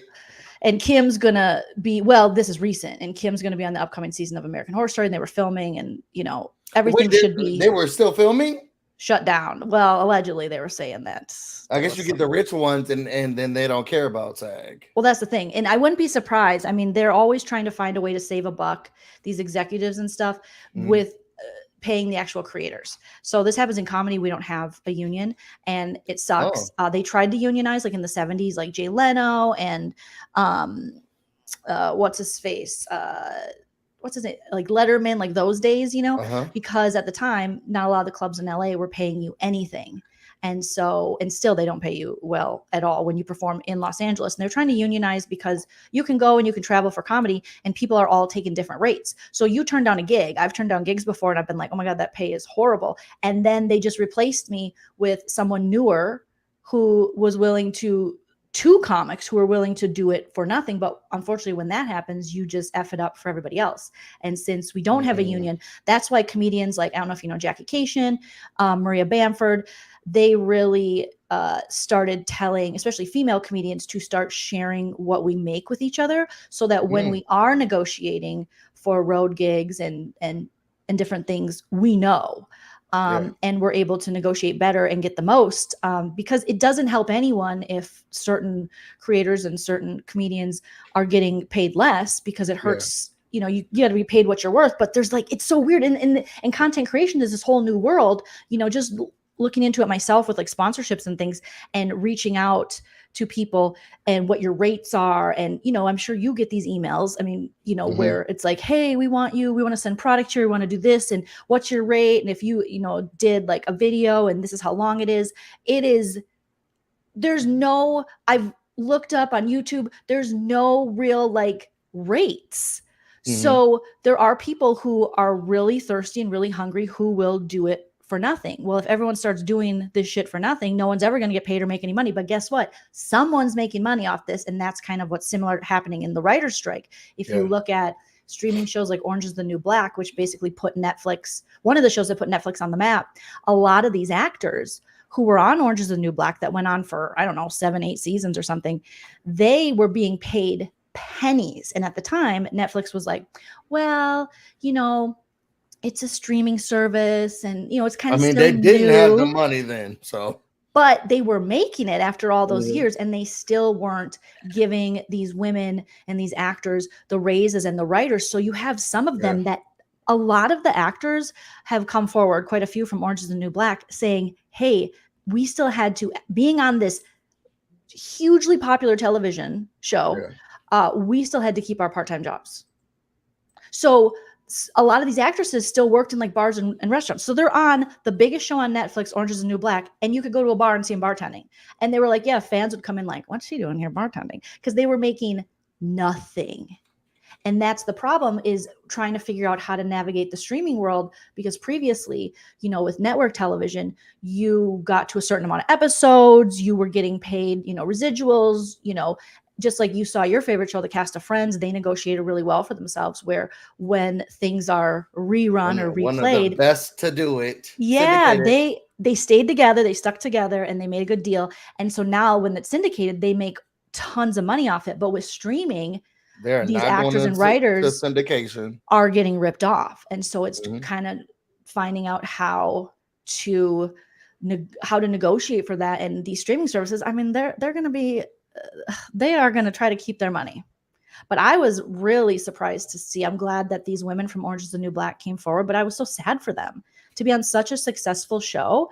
And I mean, when you move to LA and you give up a normal life, you give up security, you pay crazy in rent, just to go after this creative dream. And unfortunately, the people that make the majority of the money in Los Angeles are the executives, are the people who are, the head of these, whether it's a streaming service or a network or something like that. Which is so weird to me. Like, yes, intellectual property should cost way more than whoever's the head of the you would think. But the thing is that they think we're replaceable. So they really think AI generated stuff, now that they have all these new apps and things, like they can write these stories. But what they forget is people tune in because these writers bring with them their experiences. They bring with them everything they've lived. And so you get these really wonderful moments in these TV shows because a lot of times it's something that might have happened in a writer's history. That's why people go see stand-up comedy, because you're going to hear stories, you're going to hear jokes, you're going to hear things that they're bringing from their life, from their experience. You can't get that from a robot. They don't. You don't. Well, maybe you can. We don't know yet. One of the writers, I don't know if it was from Abbott Elementary, she said, "I'm sorry, but AI never went to fat camp, so they're not going to have the stories I have." Come on, AI never went to fat camp. They So, can't play it as good as I would. Yeah, and I think most people, who maybe aren't familiar with, how things work, you just see people like Brad Pitt, Julia Roberts. You see these actors in these really popular shows who have a lot of money, and you think, oh my God, these big babies asking for more. But really, these bigger actors are stepping out to support the majority of SAG and WGA who do not make what these huge household name actors and writers make. The majority of people in the union are not making the money that's what I'm hearing, and it's really weird. I heard that oh my God, what was that show that was very popular on Netflix and it like took over the summer? It was similar to the Hunger Games. Love is Blind? No. It Similar was to the Hunger Games. Yeah, Squid Games or Squid Game, yes, Yeah. Squid Games. And I never watched it. He sold it for however much money he sold it for, and then like that was it.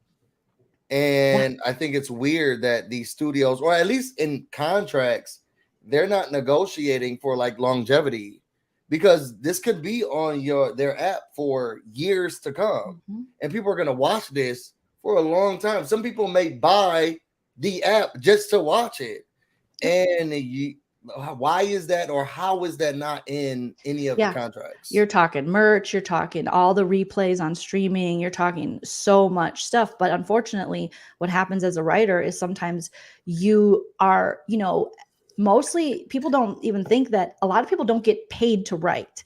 You basically, when you're writing like movies or creating shows like this, sometimes if you have a good agent or manager and you have lots of credits for writing, you can pitch things and then get paid to write it. So you pitch them an idea and they go, we love it, we'll pay you to write it. And then you see if it's going to, get made. But a lot of times you have to create the whole series. You have to create the series Bible. You have to create the, pitch document, everything. And you do that for free, never knowing if you're ever going to sell these TV shows or movies. Right. And so that's, something that is hard. You do it for the love of writing, but also you want to sell a show, because with the Squid Games guy, I don't know about his previous writing experience, or gal, I don't know who wrote Squid Games, but maybe this was sometimes you just need to sell that first project because it's almost like adding onto your resume. So then you're like, I was the creator of this. So now you can get in meetings with these, gatekeepers and stuff, pitch ideas, sell more shows. So sometimes managers and agents will just tell you, let's just sell it, because you need something on your resume Yeah. that you sold. And here's another fucked up part is what I've learned in my own writing and pitching. Sometimes they will buy your script or your idea just so they can stall it, never make it, because they have something similar they want to make on their own. So a lot of times when you're pitching, you have to make sure you have a good manager and you have a good management company that also has good lawyers behind them, because you have to, before you allow them to read your work, you need to send out documentation that says that they will not steal your idea, because that's happened so much. Yeah.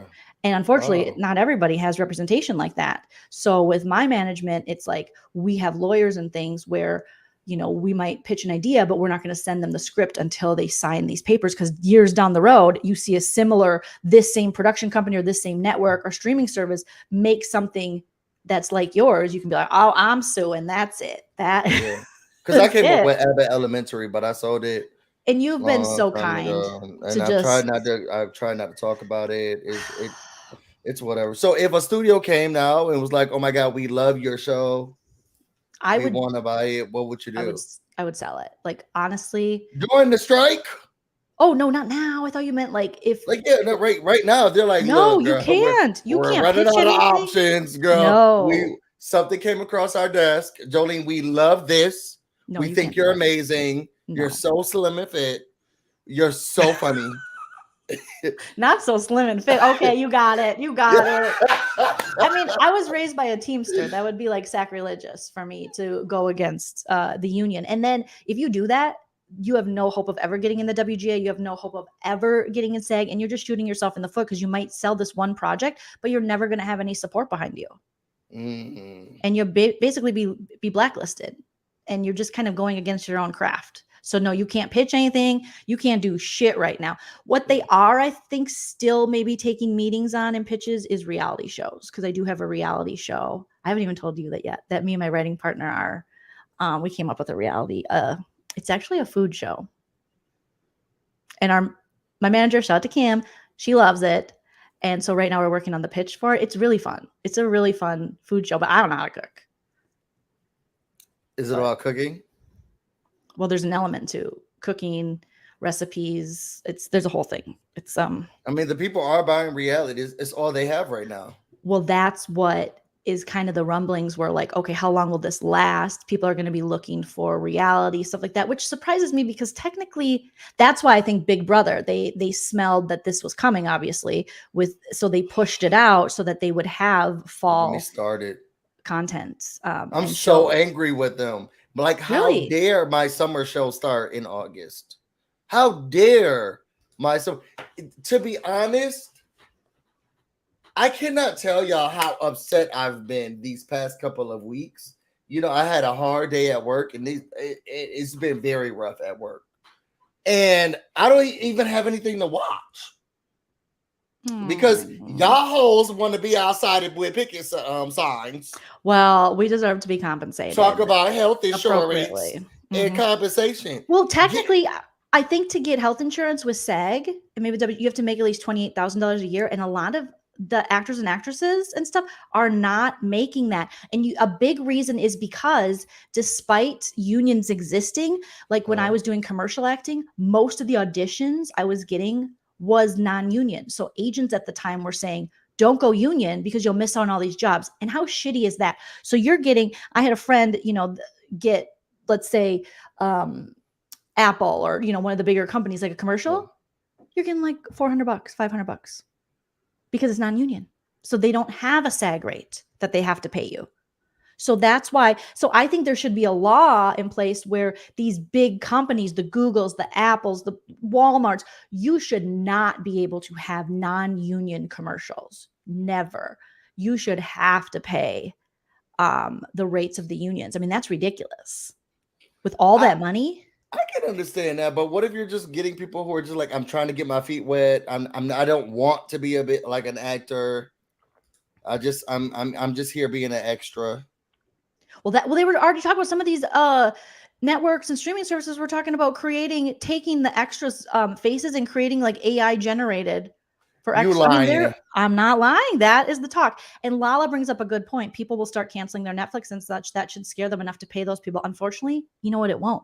Because you know what they'll do? They'll use those numbers to make excuses for why they can't pay the actors and writers. So the worst thing you can do right now is actually canceling your memberships to these things, as effed up as it sounds. But that is what they'll use as a negotiating tool. And they'll say, well, look at our stocks down and no one's, and it's like, yeah, because you're being assholes. They won't say that.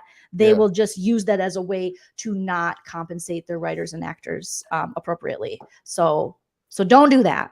I hear they're going to start bringing out shows from the woodworks. They're about to start bringing out shows that they filmed a long time ago and saying, here, guys, here's a new series coming up. It's called Family Ties. And you're like, wait a minute, I've seen this. This looks old. It's vintage. It's vintage. It's a vintage show, Family Ties. So, but I can understand them not wanting to pay a SAG or a union rate because what if it's just like a Joe Schmo who just wants to be in a commercial one time? Well, if it's like a small local company, like the Palm Pool Company in Riverside, Right. yes. But you're talking about Walmart, Apple. You're talking about these big companies that have Jake tons from of commercials. State Farm. Yeah, State Farm. They should all have to only hire and work all union. I mean, that to me is bullshit. I've had so many friends. And back in the day, people could make a living on commercial acting. There were people who made a good living, like the Flows and stuff, with Progressive. If you became a spokesperson, that shit doesn't really exist anymore. It's very rare. Jake from State Farm is there. He has an Instagram. He ain't making flow money. That's what I'm saying. Like back in the day, you could make money. Like you could make your whole career. You never had to be in a movie. You never had to be in a TV show. You could just do commercials. Nowadays, you cannot make a living on commercial acting. Oh, the Old Spice guy. What happened to the Old Spice guy? This is very informative. It is. I mean, it shows, the importance of unions and the importance of, as we're talking about this cult mentality within YouTube and stuff, but kind of in organizing, but not organizing to, attack and bully people on the internet you don't like, but organizing so that you can get health insurance and you can get living wages and you can, essentials, like all those good things. You work in politics, you know how this shit works. Like, it's just like politicians and stuff. They got theirs. They're like, I got mine. I don't care about yours. That's true. But they also make a base rate as well. Politicians don't make a lot of money. It's all for the clout. Isn't it interesting that all of our U.S. senators and stuff, they get to, we have a healthcare problem in this country where people just don't have healthcare and it's ridiculously expensive. Yet all these senators and representatives, once they become representatives and senators, they carry health insurance their entire life, even when they're out of office. Isn't that correct? Comes with the job. Well, you'd think that would come with all the jobs that would come to support, because you're not even working that job no more. You're not retired. You just did that shit you can do it for 4 years. Thank you for your service. It's not my fault they didn't vote me back in. Now let me get my please let me get my pills. Yeah, they're gonna be rerunning those R.I.P. Ray Liotta, those who's that? Zimbalta or Ray Liotta. He's from Goodfellas, iconic mob actor in mob movies and other things. R.I.P. But known for and he did those Shantex commercials because he was quitting smoking, because he was known for smoking in movies I think it was Goodfellas and stuff. Really good actor, but he passed away. So really R.I.P. Really R.I.P. Oh, yes. I'm sorry, but so I'm glad you were able to clear that up for a lot of people, because I know that there's a lot of our subscribers and people who watch us who want to get into television, and right now, sit your ass down. You ain't got no job. They not hiring because they're trying to settle things. So if you're looking for work right now and you want to be an actor, sorry, you can't do it. Yeah, support the union, support SAG, support WGA, because otherwise you're just shooting yourself in the foot for the future. Yeah. And if you have children, Colleen is looking to go on her next tour. So Colleen Ballinger, if you have children, keep them away from Colleen Ballinger. Allegedly, put him on a tour with her. Okay. Yes, Krusty. You don't want to be a scab. As the daughter of a Teamster, my dad, they went on strike. He worked for Pepsi. They went on strike a few times during my childhood. And I remember walking a picket line very young. And we would see then, we were in Minnesota at the time, they would bring up workers, non-union workers from the South, pay them pennies, but it was more than they were making in the South, state they were coming from. Yes. For So they sure. were crossing the picket line. And when they cross, you yell scab at them because you're considered a scab if you cross a picket line. Child, now I'm just trying to work and you calling me a scab. That's the shitty, like, that's how the shitty system works. Is, again, that's why it's important to support unions and to have unions and to have labor unions and to, advocate for that, because really none of these businesses or corporations that you work for my grandpa always told me that they don't give two shits about you. The minute they can dispose of you, they will. So he always told me, do not give your life to these people, Jolene, because they do not care. They will act like you're great and they'll throw you away. And my grandpa Wally, my mom's dad, was the smartest guy. In his eulogy, one of the things he wanted us to write was his greatest achievement was being retired longer than he worked. Oh, yes. And he worked for the railroad, so he was a union guy as well. But he told me, he's like, don't give your life to these people because you are disposable to them. And we know that. A lot of these workplaces want to go, let's create work culture, let's create a family. And we know, we see that. Thank you so much for meeting with us, Jessica. It's Jolene. Yeah, right. That's what I said.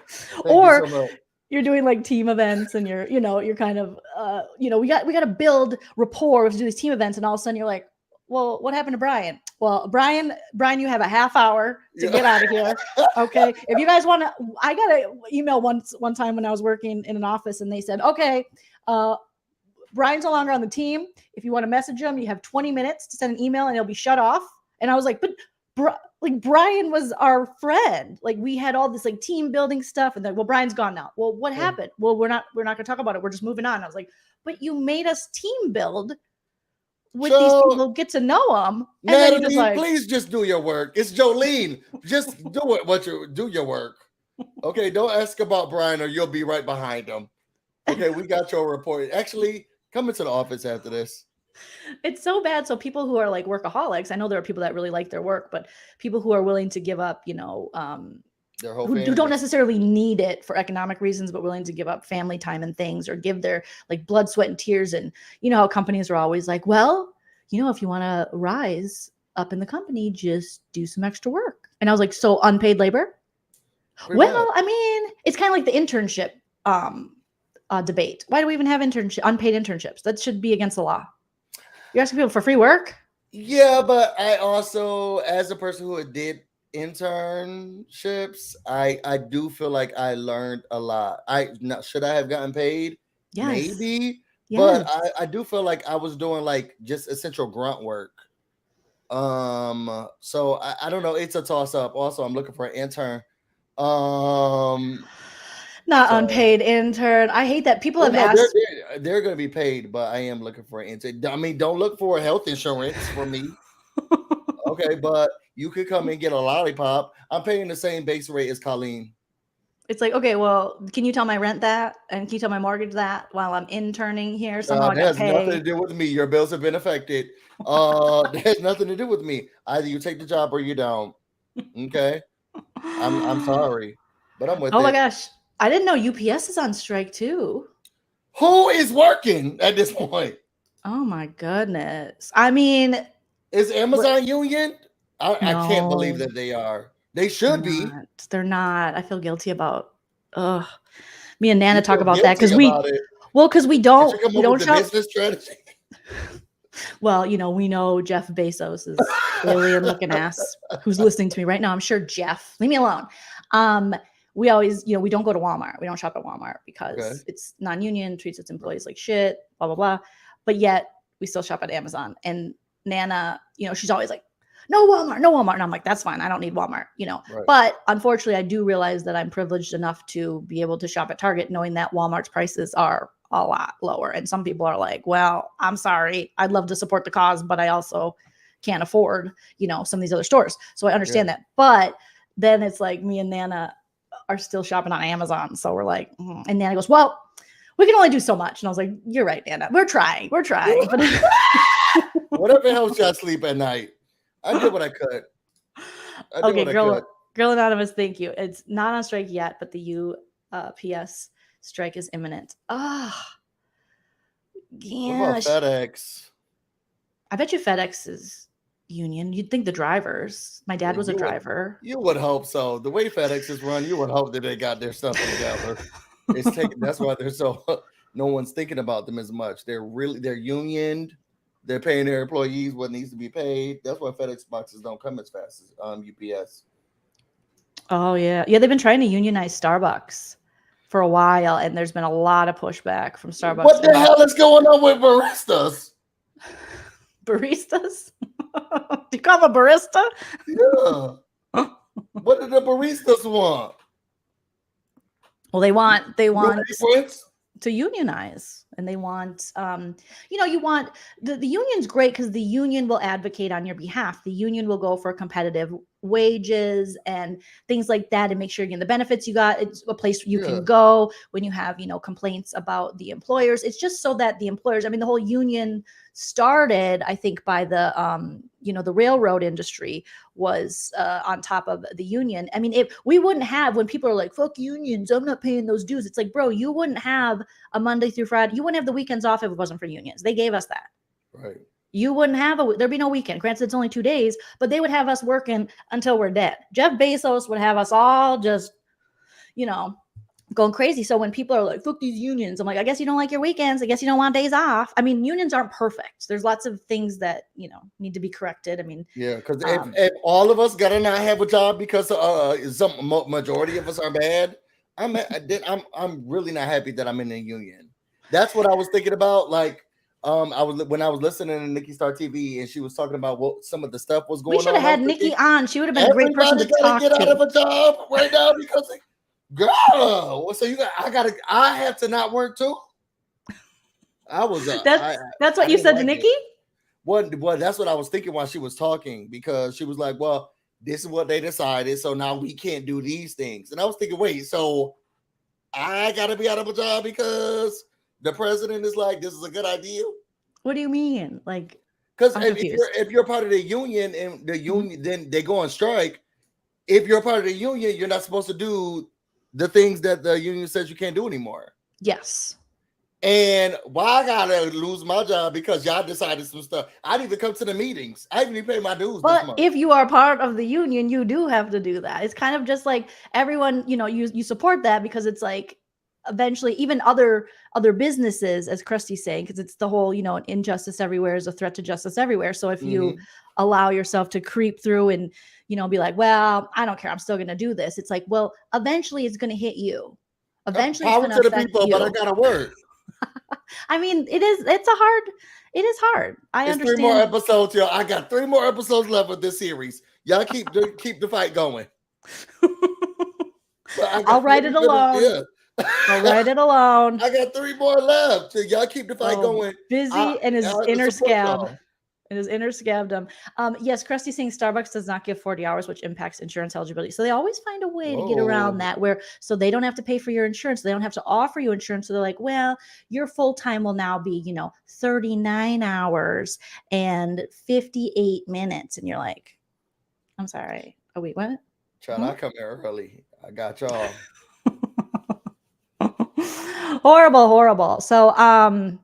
So yeah, that's what's going on, unfortunately, with all your favorites. I think we take some of this stuff for granted and we forget that there are people that work really hard to create these worlds and universes just from a creative aspect, and these actors that bring it to life and provide us so much entertainment that we talk about it here on YouTube. So they deserve to be paid, I mean, they deserve to make that money. Because there's literally nothing on TV. I'm literally watching a television show about distant relatives trying to guess other distant relatives. Oh my God. Speaking of which, we're talking about so that's the Colleen Ballinger. So anyways, we'll just finish up that. Trisha put out a video. We can talk about it again as more things come forward, but Colleen's being exposed. She in the past, she had to apologize for the racial stereotypes in the 2006 video that resurfaced because of course she's got to have racism. Didn't she do blackface one time? Well, people were saying that it was blackface as she was doing a Beyonce video, but she tried to say it was makeup from another sketch. So, I mean, we've had people. Oh, sure. And what was the sketch? Mud face? Girl, get out of here. I mean, we've had people that we've covered in YouTube drama that were like, it's not blackface. And you're like, it looks like blackface. They're like, it's not. And you're like, but it looks like blackface. It looks like blackface. So, Yeah. Or Ebony says they schedule you for 40 hours and make sure that you work 32 or 38 hours. Oh my gosh. Oh, Krusty. Well, Krusty, you are just giving us so much information and insight. So I appreciate everyone in the chat is giving us information and insight. So I appreciate. Yeah, YouTube is going to pick up. I mean, people are going to, but you know what YouTube will do? They'll make new rules on ways that they can save money and not compensate their creators enough. They'll go, you know what? We're going to put this on limited monetization. I mean, we're still going to take our cut, but you're going to be limited. God, I can't get them to pay me. Right? There wouldn't be labor laws. We wouldn't have decent pay and we'd be screwed. SM, you're 100% correct. Okay. So anyways, so Ballinger, Busy, you know, she's just they're continuing to cancel her. Here's my take on cancel culture. Are you ready, Busy? Mm-hmm. It doesn't exist. And That's true. I think I talked about this on our members, our messy members live after you had to leave last week because your neighbor got hit by a car or something. I said it was a car accident. Sounds fishy. Okay. But anyways, Busy's neighbor got hit by a bike, a Huffy. It's exactly what happened. Yeah, it was just, a hole just actually came and swallowed up half the neighborhood. It was very weird. Well, like, can you think of anyone in the chat, please? Someone who, because the idea of being canceled is Daniel Caesar canceled and you are done and you cannot make money at Daniel all. Caesar. Who the fuck's Daniel Caesar? Exactly. But Daniel Caesar. Okay, well, tell me who this person is. So Daniel Caesar was a black artist, and he actually was like underground for a while. And the black people was giving him all the praise, loving him. Okay, he's a Canadian singer. Yep, okay. 10 toes down, right? Then this white girl, she has some stuff to say about like black culture, and Daniel Caesar was defending her, and he went on live. Okay, because he thought this was a good idea, drunk with his friends. Oh no. And he went on live on Instagram Live and was like, we need to be more like the white people. I don't understand why you guys are mad. You know, everybody's trying to say, you know, we don't be, why are you upset about the white people? We need to be doing what they're doing. Oh, if people are mad at me, if you look, I made $1 million last year, I can make $1 million this year. If you think it's that bad, then cancel me. Cancel me, people. Cancel me. Girl, we ain't heard I ain't seen an album, single song from him since then. And he has one of my favorite songs with her. But what is it? Best part. You're the best part. Oh, it's like it's an amazing song. In the black community, I would say it's very similar to Maxwell and Maxwell. Can I just see you every morning when to me and whoever that guy is. But anyway, when I said we canceled the hell out of Daniel Caesar, he said cancel me, and we said, oh, say it again. He said cancel me. He said sure enough. But and what I will ask is what is he doing now, and is he still making money off his album? Because here's what happens a lot of times. No. Cancel culture really is, it's kind of, I feel like it's like the right really pushed this cancel culture, and they like I would say more of like the alt-right, like the hardcore right, where they were saying, we can't even say anything, you know, like white people can't say nothing anymore, we're going to get canceled. So they push this narrative that people are getting called out so that they could say their problematic shit and then blame it on some cancel culture or wokeness. Those are very big talking points with, you know, people. Well, I would like to get you started with people on that are really far, like the insurrectionist kind of brand is woke culture. You know, just so woke. You'll see people just saying these things and you're like, okay, these talk is the same as like the fake news bullshit. So basically there's a consequence culture. Like the consequence for Daniel Caesar was that he lost a lot of business opportunities. But I would argue, did Daniel Caesar completely not be able to work within any kind of entertainment, or is he still making money in other ways? I would like I think he sings at Subways and stuff. Because really it is just consequence. You look at someone like Roseanne Barr, she didn't get canceled. She basically went worse. Okay. She went on tour. Didn't she just say something about she's Jewish, and then she said the Holocaust wasn't real? Mm-hmm. That lady needs a psych evaluation and a But she's 48-hour still hold. touring. All these people, like, they try to cancel these comedians all the time, and it never works because there is really no cancel culture. We've seen this on YouTube as well. There's consequence culture. You'll lose opportunities, you'll lose things, but we've truly never seen someone completely destitute, canceled, never heard from again, unable to make a living for Chrisette themselves. Michelle. I just can't think of anyone like that. Who? Chrisette, exactly.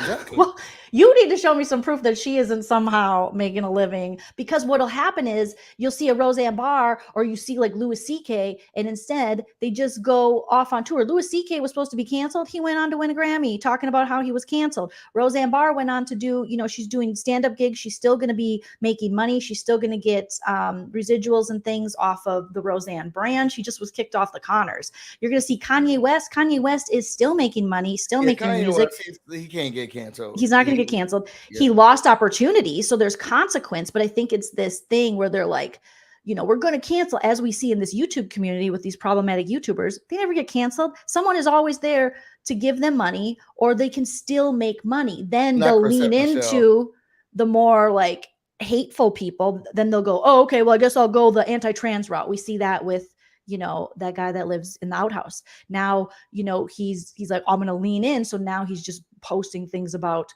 anti-trans and anti-LGBTQ. I think a latest one into his story. So he's kind of leaning into that audience, and one of his most recent ones, it was so ridiculous. What did it say here? I screenshot for you. It says, do me a favor. If you're woke and want to shit on anything anyone says, get the F off my page. And then also, if you have pronouns in your bio, you can leave with the rest. My pronouns are fuck and you. Oh, so we have to acknowledge what your pronouns are. But if I got some, I gotta get off the page. People kill me. The right are they're wrong. The right are wrong, and it really James does Franco kill me. still making money. James Franco. Still what able. Did he do? What, should we have canceled him, James Franco? Google it. So yeah, Krusty makes a good point. Maybe it is, black athletes are some of the few who are outright canceled, like Michael Vick, but I don't even think Michael Vick was full on canceled. He's still able to make money. He's still able to go on reality shows if he wants to. You don't think he's able to? I didn't even watch sports, and I knew my mama was like, and if you see him, you better not speak. Girl, I don't even know Michael Vick, and I knew that he was canceled. He was sentenced for the dog fighting in 2017 during the prime of his career. So he did 2 years in prison for his crimes and served out that time with some additional time due to breaking the conditions of his parole. So what does he do for a living now? So let's say, what does I think they want people to just disappear. That's what they think cancel culture is, or he people owns a will puppy shelter. Oh no. But still, off his name, he could still go out. He could do there were people, honestly, who will hire these canceled people. What the hell, James Franco? I'm telling you. So here we go. Sports Illustrated, June 2022. Former NFL star Michael Vick lands new job with athlete management firm. So there's just it's consequence, but no one that I can think besides maybe who Busy just mentioned. You'd have to show me. I guarantee she's probably making money somehow. Yeah, putting other people's abortion pictures online. Bill Cosby, he went back on tour. He got off, and then he went back out and he started doing theaters and stuff. Yep. I can't believe James Franco. I guess canceled doesn't mean destitute. I guess you do make a good point. What is canceled? But I'm saying, when I think of canceled, it means you want that person gone from the industry in which they work and unable to make a living doing those things. So if you're in a creative industry, you need to be dead. Well, what else? What am I getting canceled wrong? Isn't that not dead? But I mean, they want you out of that industry. They want you. So when people say like cancel JY, my interpretation of that is get him off of YouTube, make it impossible for him to make money off these, be in like on a public social media platform, and able to make money. Make sure that he cannot do that. He's a low-life panhandler. If we take that away from him, what else does he have? Now we're just being rude. But that's what I think of it as. So what is canceled? What I guess should look up what the actual definition. I just think it's used against, like, it's like, oh my God, this cancel culture is getting out of control. And it's like, no. And that kind of, It needs to get in control. We still haven't right? done, except for James Frank. I mean, well, no, it's not James Franco. Chrisette Michelle and Daniel Caesar. I don't know of a lot of people who've gotten canceled. But I have seen it happen. I mean, I think it should really, in my opinion, which whatever, it's just my opinion. I think it should be changed to consequence culture, because I really just see consequences, jail, losing opportunities, losing jobs. But as far as like, when I think of canceled, I think like you're done in whatever industry you're in. It's over now. But you can always come back. But that's what I'm saying. So no one's truly ever canceled. There's always a comeback. There's always a path to redemption, it seems. I mean, O.J. Simpson. But he never did anything.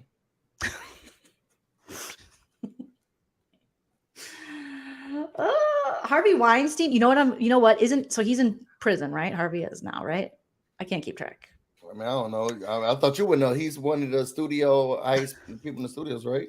Let me look. Oh, I don't know what his sentence was.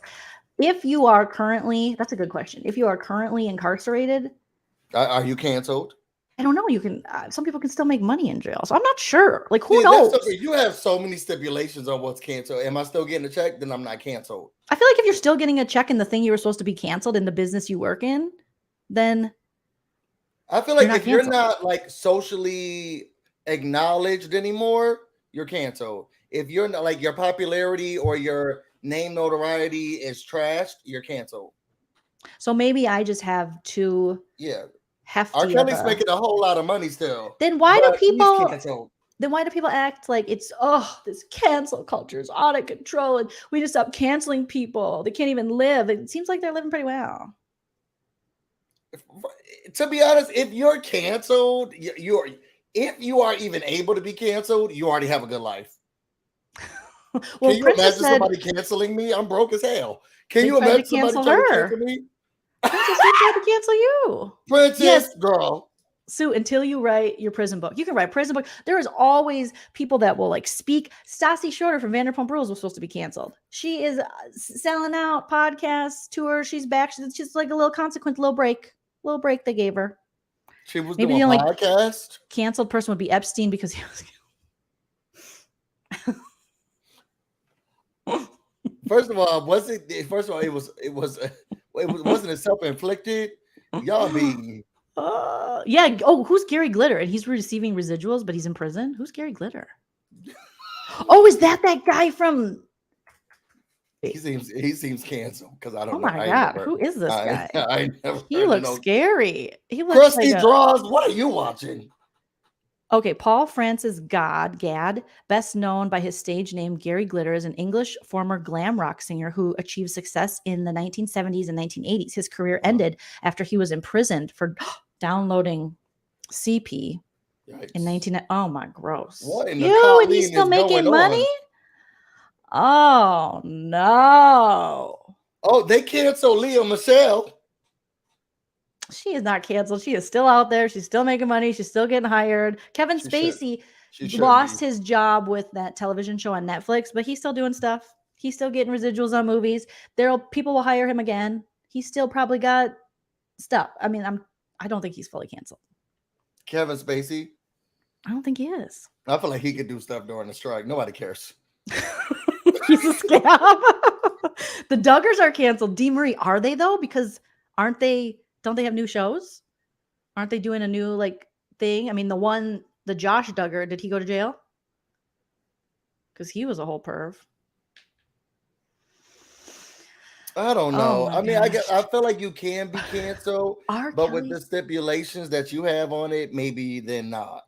So maybe mine is a little. Maybe I have too strict stipulations. But that's what I thought canceled was. Yours is very extreme. Like if you're not deleted from the earth, it's like, then are they really canceled busy? And it's like, well, I guess not. They are still working at McDonald's. Yes, they still do have a job. I didn't know that my canceled definition was so off. R. Kelly's net worth is negative. What? I don't believe that. I'm gonna look it up real quick, Sharon. That's hilarious, but his something tells me negative 2.5. Well, how long is R. Kelly in jail for? How long? I don't think he's getting out. According to Celebrity Net Worth, which I don't know, -2 million. Yikes. Yeah, just stay in jail. According to CAKnowledge.com, -2.5. But don't you make money in jail? How? Don't you? I don't know. I don't know how. I don't How know. is he making money in jail? I don't think they do like that. They make license plates anymore. I don't. How is he making money in jail? He putting out a new album. I would say R. Kelly wasn't canceled though, because he went through the judicial system and was found guilty of. That's true, because Granted, my mama loved him, it and sucked. she was acting like none of this stuff ever happened. Granted, they needed like quite a push from the victims to actually get justice, as usual. But So maybe he's not canceled. Nobody's thank canceled. you, Princess. Don't cancel Princess. 30 years right now. He still gets a lot of streams. Princess cannot Royalties. be canceled. Why would anyone want to cancel Princess? Why would she think she can be? What are you talking about? She could be canceled off YouTube. Princess, or she could be consequenced. Princess, take a nap. There's no Don't way. tell Princess to take a nap. Nobody can cancel you, Princess, with a wig on. My little nephew said, I won't say the, Alexis, that service. I don't want to ignite people's things. That play I Believe I Could Fly. And I go, Frank, how do you know that song? He's like, I heard it before. It's nice. And I was like, so he started playing it. And I was like, Space Jam. Yeah, maybe. And he was listening to it. And I was like, and then he walked away over to the living room and I go, Alexis, stop. And he didn't notice. I don't know. I just didn't want him to like an R. Kelly song. I don't think he's gonna become a serial rapist. After Ew. I Believe I Can Fly. Oh my God. Okay, Joleen, check the chat real quick. What's in the chat that I need? What happened? Cancel doesn't mean banished from Earth, but that's what Joleen thinks. I really thought it was not banished, but like you cannot be in that field. You're canceled from your job. But I guess if you're talking about like the Karens or the people that get canceled, they don't work in like entertainment or as influencers or content creators. So they might get fired from their job, but they're able to find another job. So my canceled definition would be you are dead. Public opinion has destroyed or has turned you out or exposed you so much that you can no longer make a living, go anywhere, and you die. You're fucked of starvation and illness because of what canceled has done to you. But see, I don't think of Jared as cancel culture. I think of he got caught with CP. Same with the Seventh Heaven guy. That's not canceled. That's like, bro, you disgusting. The law.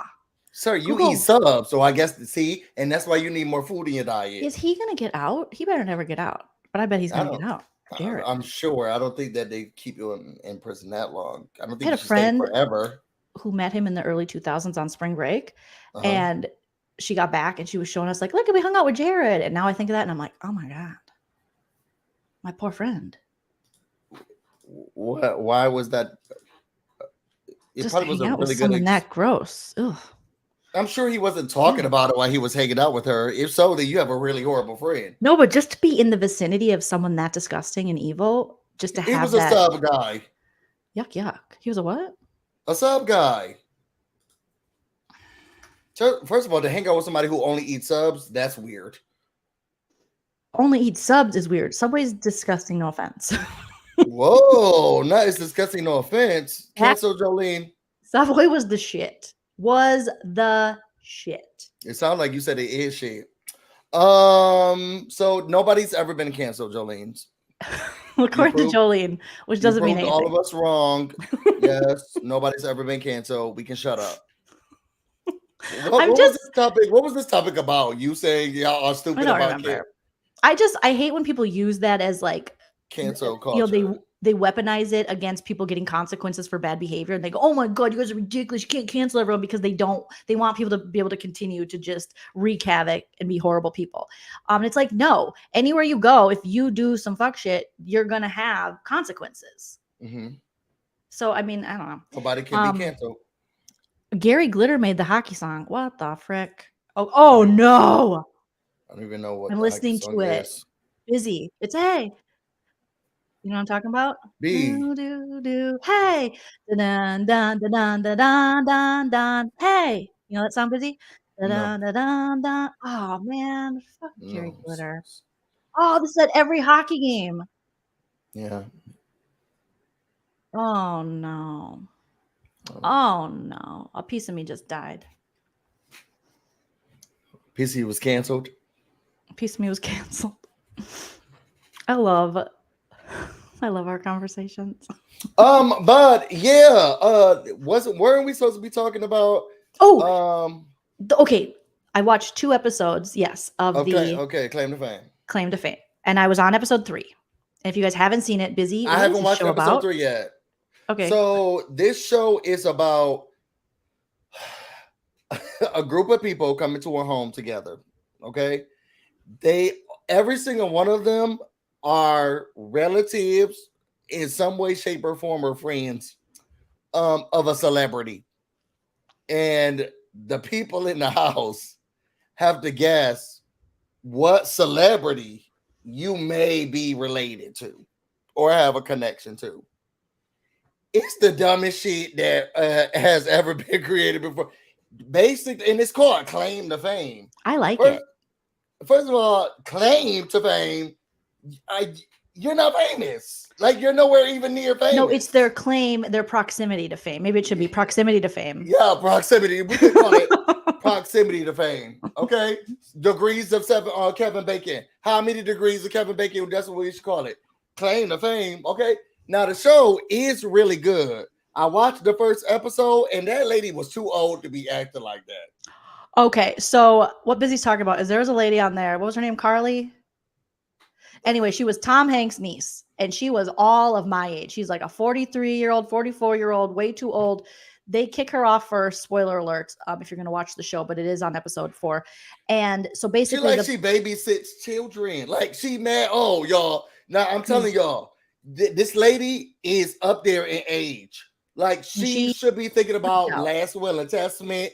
She definitely is picking up. She definitely knows what her medication is, if she has any. She knows it by heart. When she goes to see her PCP, because she got one, she tells them exactly what medication she's taking. Okay, she has all of her doctor's appointments. This lady was that old, and the way she was acting like a 10-year-old, that thing killed me. So basically, you want to be the last claim to fame, the last you want to be the last not famous person, but related to a famous person standing. And you have to go through these competitions, kind of Big Brother-esque. They live in a house. And would you do this show, Joleen? They're like, we know that Angelina Jolie is your sister. Yes, of course I would. So here's I have no shame in that. It's going to be a whole lot of other non-famous people related to famous people. She had a temper tantrum. She got called out by that one guy, I forget his name, Hugo, maybe.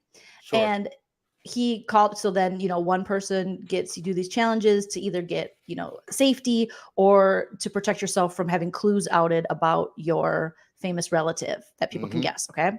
And you can kind of lie about your famous relative, but every night you kind of go to like a tribal council type thing where one person is the guesser or the picker, and then they pick someone. And if they know whoever loses the challenge, yes, who the famous person is related to, they call them up and they go, okay, Betty, you're related to Justin Timberlake. And you're like, oh man, what gave it away? The NSYNC shirts. And you're like, yes, Betty, you're horrible. It's so melodramatic. They're like, yes, he is my third cousin. You guys, okay, you want to talk about it? Everyone's thrilled to talk about it. But she was acting. This woman is Tom Hanks' niece. And right away they clocked her because they have like a clue wall, and someone noticed the Forrest Gump bench. And she had already said, my relative is a famous Oscar-winning actor. Like, they said 3 things about them. 2 are true, 1's false. And they were like, okay, that's Carly or whatever her name is. And so she got up there and she's like, no, what? Like, she was just overdoing it where people were already like, okay, you're sus. Then she gets called out by Hugo, and they were kind of gaming together, maybe building an alliance, if you will. She was sharing information about thinking someone was Steve Harvey's daughter something. And I don't know. And then he was like, I think you're Tom Hanks's niece. And then they play a video, and then she's like, I am Tom Hanks's niece. He's a beautiful soul. He's so kind. And then she's like bawling, and she's like, I didn't think I would go this soon. And she's like, I guess Again, she's 57, you all. she is not. Again, she is up there in age. So then she could get a grand slam from Denny's discount. Moon's over my hammy discount. Yes. So then she stomps off, and the Hugo guy's like, and she's like, I shared information with you, Hugo. I hope that you are the next to go, you know, which we've seen in our reality shows. I was like, okay, she's a little upset, but this was a lot of, this was like crying, like you took her one chance away to do anything with her life. So then she stomps off, and everyone's kind of like, okay. But then she goes and starts throwing things and yelling and going in her room. She was upstairs, y'all. They couldn't see her. She was like, I should have way more camera time than this. I can't believe I was on for this small amount of time, and they kept him down there. He's not even smart. I think this whole game is stupid. You guys put those stupid clues up, and everybody knows topics. And they're like, I didn't even get to play. I didn't even get to play a challenge. Throwing stuff, packing up like she's leaving America's Next Top Model. But most of those girls were happy to leave America's Next Top Model. They were like, bye, Tyra. Thank you for exploiting my mental illness, alcoholism, or family trauma. Gotta go. I got a chance to sleep with one of the contestants. And everyone is just sitting at their like tribal council outside, like, oh, I guess we picked the right person, because she just freaked out. And then when she called that guy stupid Busy, the camera pans to him, and he's like, he's not even smart. He's the most uneducated person. Yeah. And you're going to give him guessing clues? That idiot. I was on here for one day. I can't believe I should have way more camera time than this. That lady, but she was like, seriously, like 57. And she was acting like that. Oh, you would have thought this was like a teen show, like seriously, or at least some type of dating X on the beach. This was not even. You think this was her really overacting, or do you think she really felt this way? Hey, you're Crack Alf. First of all, you're not even famous. Like, this is a television show about people who nobody know, and. She took it so personal, and it was like day one. Like she got too attached to this show, and she thought that she was gonna still be there. No, she thought she was about to blow up. She thought she could be cancer. Call her House of Princess. She really thought she was about to be that girl after this. And it's like, leave Princess alone. Oh my God. See, that lady. Where you can find it on Fox. It's called Claim to Fame, you guys. Yeah. Claim to Fame, y'all. And it's hosted by. Yeah, well, they have famous relatives. It's hosted by the most unfamous Jonas brother and some other guy I've never heard of, but I like him as a host. I think he's good. I think that they both are really good hosts. They do a good job. Yeah. What is that Jonas brother's name though? The one that, you know, every boy band has that one where you're like, I'll pick him because I think I have the best chance because he's. I don't know. You know what I mean? I'm going to pick Nick Jonas every time. The Chris Kirkpatricks. He's like a Chris Kirkpatrick, or we talked about this before. Who's the worst one in the Backstreet Boys? I don't think we talked about this before. Who is the worst one in the Backstreet Boys to you? I mean, it's pretty obvious that NSYNC goes JT, JC, despite the racism, Lance, Joey, Chris. I mean, that's obvious, right, guys? And then with Backstreet Boys, I was never really into Backstreet Boys. So what is there? There's Nick. I have no idea. There's a Brian. Maybe. There's Howie. Okay. The tall one with the deep voice, like he should be in Boys to Men. Okay. And is there one more? I think there's 5 in Backstreet Boys. Yeah. I don't know nothing about the Backstreet Boys other than. Wait, does NSYNC have 4? No, NSYNC has 5 as well, right? How many does 98 Degrees have? 4, right? They got 3. 2 brothers and a regular. 4? They got in 98 Degrees? Lachey and Lachey. Nick Lachey and his brother. Okay. And then they got the one that's unfortunate. You know, just not like, right? Am I thinking of the right one? There's so many boy bands. Let me look at 98 Degrees and see. But you always have one where you're like, that one's like your dad's friend snuck into the band. You're here. Wait a minute. You're only here because of a favor. Oh, Justin. Okay, so yeah. Oh yeah. So Justin would be the one. So in So 98 there are Degrees, 4? there's 4. There's Nick Okay. Lachey, Drew Mhm. Lachey, Mhm. Jeff Timmons, Mhm. who looks like he just got out of Prison Break. I don't know why, but he does. And then Justin Jeffrey, and you're like, and I think his looks like a mugshot. You'd think they'd put a headshot for him. This is the picture they used for. Did he go to jail? Oh, he was Maybe. arrested while occupying Cincinnati. Oh, Oh, was he canceled? I don't know. But look at him. There's always one where you're like, I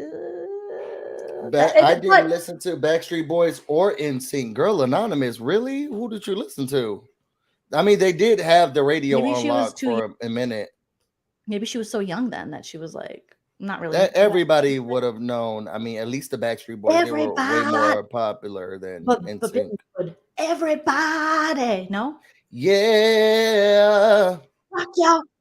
Okay, so here's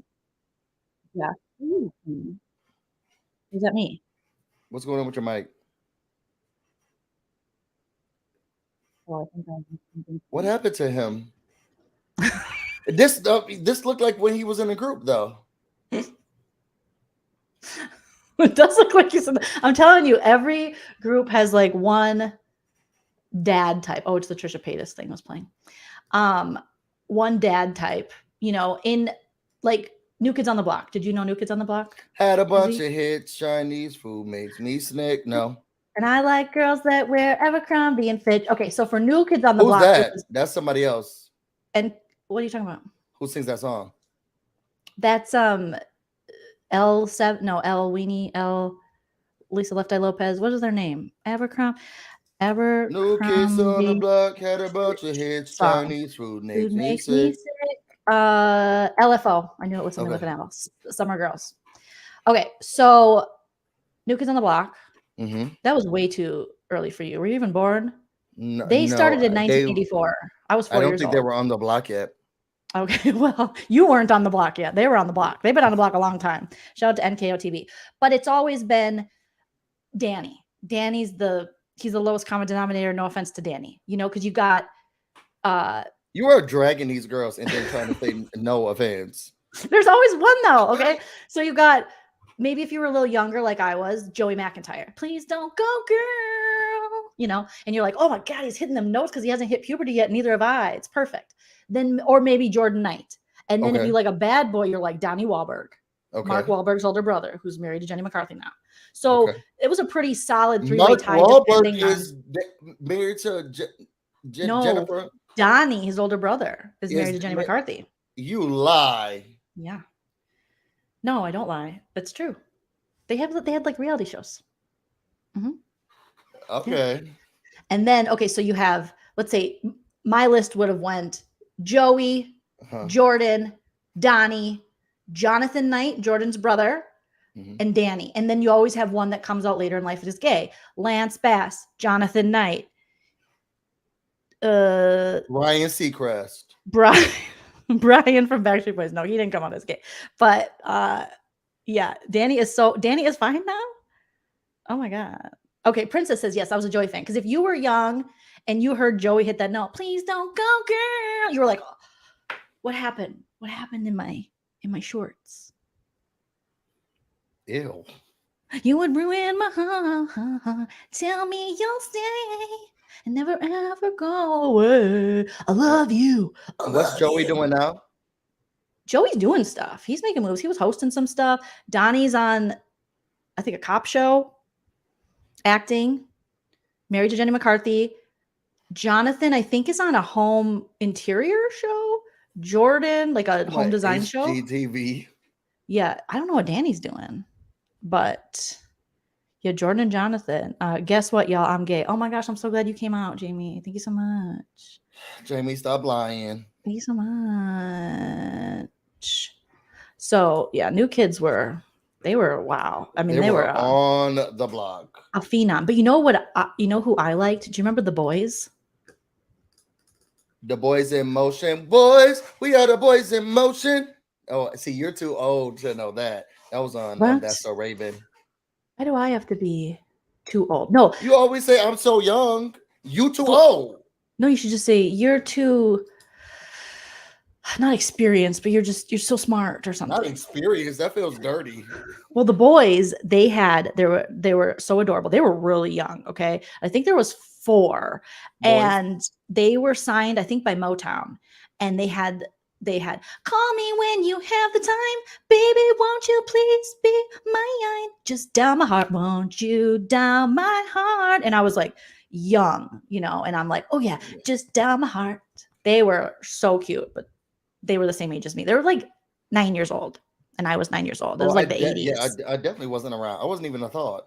You were a zygote. Yeah. Oh, they have a thing. What happened to the boys? Another. Oh, okay. So this is what happened to the boys. Motown's boy band. Okay, what happened? Okay. Late 80s, early 90s, and they were on Soul Train, and they were just so, Okay. What happened to them? They featured brothers Kyrie, Hakeem, Todd, and Bilal, I think. What happened to them? They were marketed as the generation's new version of the Jackson Jacksons. 5. Yeah. Oh my God, they're so cute. Look at, okay, so this is a really blurry screenshot, but this is from the video. And there's, again, they had the Joey McIntyre, high voice, like, call me when you have the time. And I just would sit in my room like, oh my God, between that and Bobby Brown's Don't Be Cruel, it doesn't get any better. Just raised me. Still, when I hear that Bobby Brown album, I'm like, these are all bangers. There's not one sucky song on that album.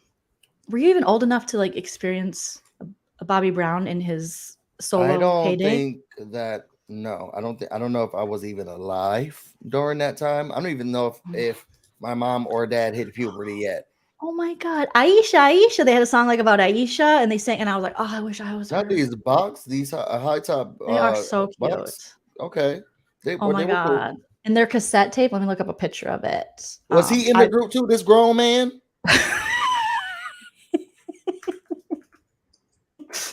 Was he in the group?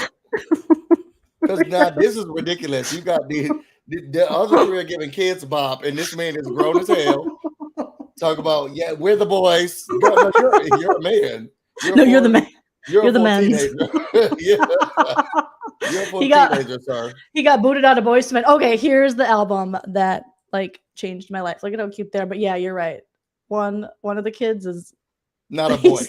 Colleen Ballinger. Not a boy. Oh, he's touched a boob for sure. For sure. Oh my God. Coco, I love the boys, girl. And do you see a boy? Who is this grown man? This looks like he's the teacher, and these 3 are like the menacing kids at a private school. Oh my God, Tevin Campbell. Do you remember Tevin Campbell?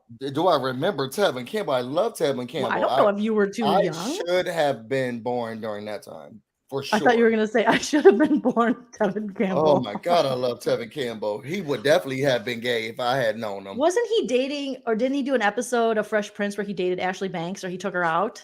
I have no idea. Oh my God. How old is Tevin Campbell? I'm going to look it up. He's 46. He's he has to be at least the same age as that lady who was mad that that Tom Hanks was her uncle. Oh yeah, they were Muslim. The boys were Muslim. I didn't even know that until I just listened to that video. Oh, these grown men? Okay, I remember that episode like vividly because I remember being like, oh, Ashley Banks is so lucky. To be dating that gay guy? Oh, did he come out? Is Tevin gay? A long time ago. Dude, I would love to date a gay guy. According to some people, I'm married to one, so it don't matter. That is true. You are married to a gay immigrant. Man. That is what the people say. Don't get me started, Jamie. Freak me, baby. Oh yeah. Let me look you up and down. Till you say stop. Let me play with your body, baby. What? That's what I miss in music. See, those were some good. We talk about the boys. We talk about Boys to Men. ABC, BBD. The East we Coast talk about family. New Edition. What's your favorite? Put it in the chat, guys. What's your favorite Boys to Men song? I have one that is. I don't even know if it's like a popular favorite song. I bet you Busy's is I'll make love to No, you ew, like no. you want me to. I never wanted to hear them talking about that. Is it the set? Yeah, Chell is really happy. He's so gay. He's so gay happy. He's just the happiest person. Wrong, Happy Sue. Okay, what is your favorite Boys to Men song, Busy? Water Runs Dry. That's my favorite. Let's No, it's go not. into the water, it's dry. No, we can watch our whole lives pass us by. We can You watch. are lying. That's Let's not your go. favorite. Yes! I've never heard anyone say that before. Let's go into the water, it's dry, and make the biggest mistake of our lives. Don't do it, baby. It's the Do, do, do, do, Honey's. do, do, do. Oh my It's God. not doo-doo-doo, but Okay, sorry. It's Whenever the I've Honey. asked someone that, they've never said water runs dry. It's my favorite song. As soon as I hear that, boom, no, as soon as that song starts, we don't even talk anymore. Oh my Soon as God, it we don't starts, even know what we are. we are you about.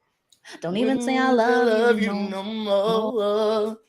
Cause It's saying how we feel feel is no longer longer allowed. Some people will work things out And some just don't know how to change. change. Let's go into the water. It's dry. No. Okay, see, I don't know what this, why, I don't know where you're doing this Miranda Sings voice, but we're not gonna mess up. Oh my Boys God, to no Men wonder like we're besties. wait, why did my things go away? What? My Oh my God. Yes, the 80s, 90s sing um along. I would love that. Oh my God. wait, did they say their favorite Boys to Men A song? lot of people are saying water runs dry. Oh yeah. Motown Philly back again. Go. That was when everyone was doing, the Roger Rabbit, the Running Man. Like it was the perfect song to do all the moves. Oh yeah. I thought for sure Busy would say like end of the road. I'll make love to you. Close your eyes. Make a wish. And blow out the candlelight. How come there's no more artists that do where you have that one guy that just talks? He's like, yeah, baby, turn off the lights, light that candle, baby. Because we're not paying, we're not paying for that anymore. Yeah, but I miss it because you'd have the one guy who was just like, oh, and then he'd be like, yeah, baby, shut that door because it gets drafty in here. We got the heat on, and that energy bill was high last year. Ooh, it's winter time. Canceled. Yeah, I like when your nipples are out, but I don't want it like too nipply in here, baby. Just all right. Did you brush your teeth? Because it's nasty to come to bed with nasty breath before 6. You gotta get I think the 6 he breath left ready. it, like he actually left the group. Oh, I miss that, and I also miss what you were doing earlier when they would kind of do like a whisper. Is it in the beginning of songs? Mm-hmm. You were doing it earlier. Oh God, that stuff makes me. I miss boy groups and girls groups. Me too. I don't really know what girls groups did you like. Were you like Cheetah Girls? Because that was your generation. Cheetah Girls. Yeah, I did not like the Cheetah Girls. I did like the Cheetah Girls like TV show, and I would be lying if I said that I wasn't obsessed with the music, especially Cinderella. But I think if I can think TLC? about first starting to like girl groups, unfortunately, I think it had to be like Cherish or Danity Kane.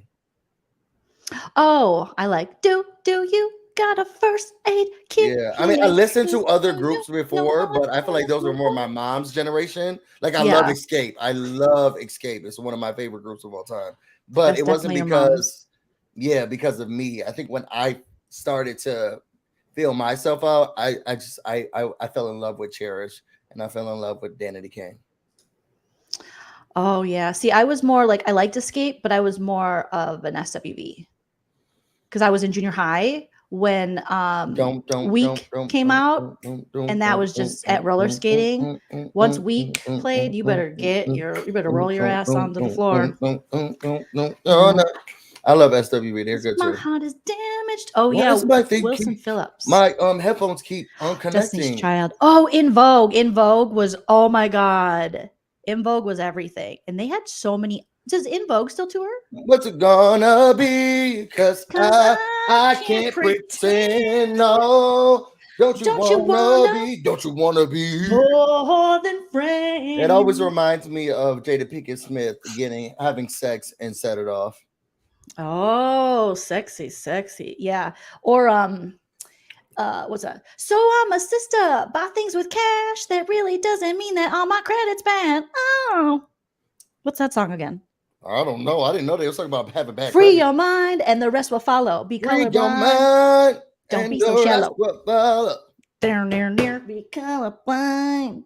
Don't be so shallow. Down there. Oh Poor man. Dawn. Oh, Dawn and Destiny or Kennedy Kane, Danny Kane. No, Dawn was a part of Invo. What's her name? Like Dawn Robinson Oh, or something like that? there was. Okay. They had remember they did like an album where they were like he's the dooba dooba doo doo doo doo the color DB. Like they would experiment with I like don't different remember types that. of music. No, I don't remember And it that. was, oh gosh, I'm trying to think. What song was that? Is the Dixie Chicks still alive? They're just the Chicks. They took out Dixie because I can't hear you if you're talking to me. Really?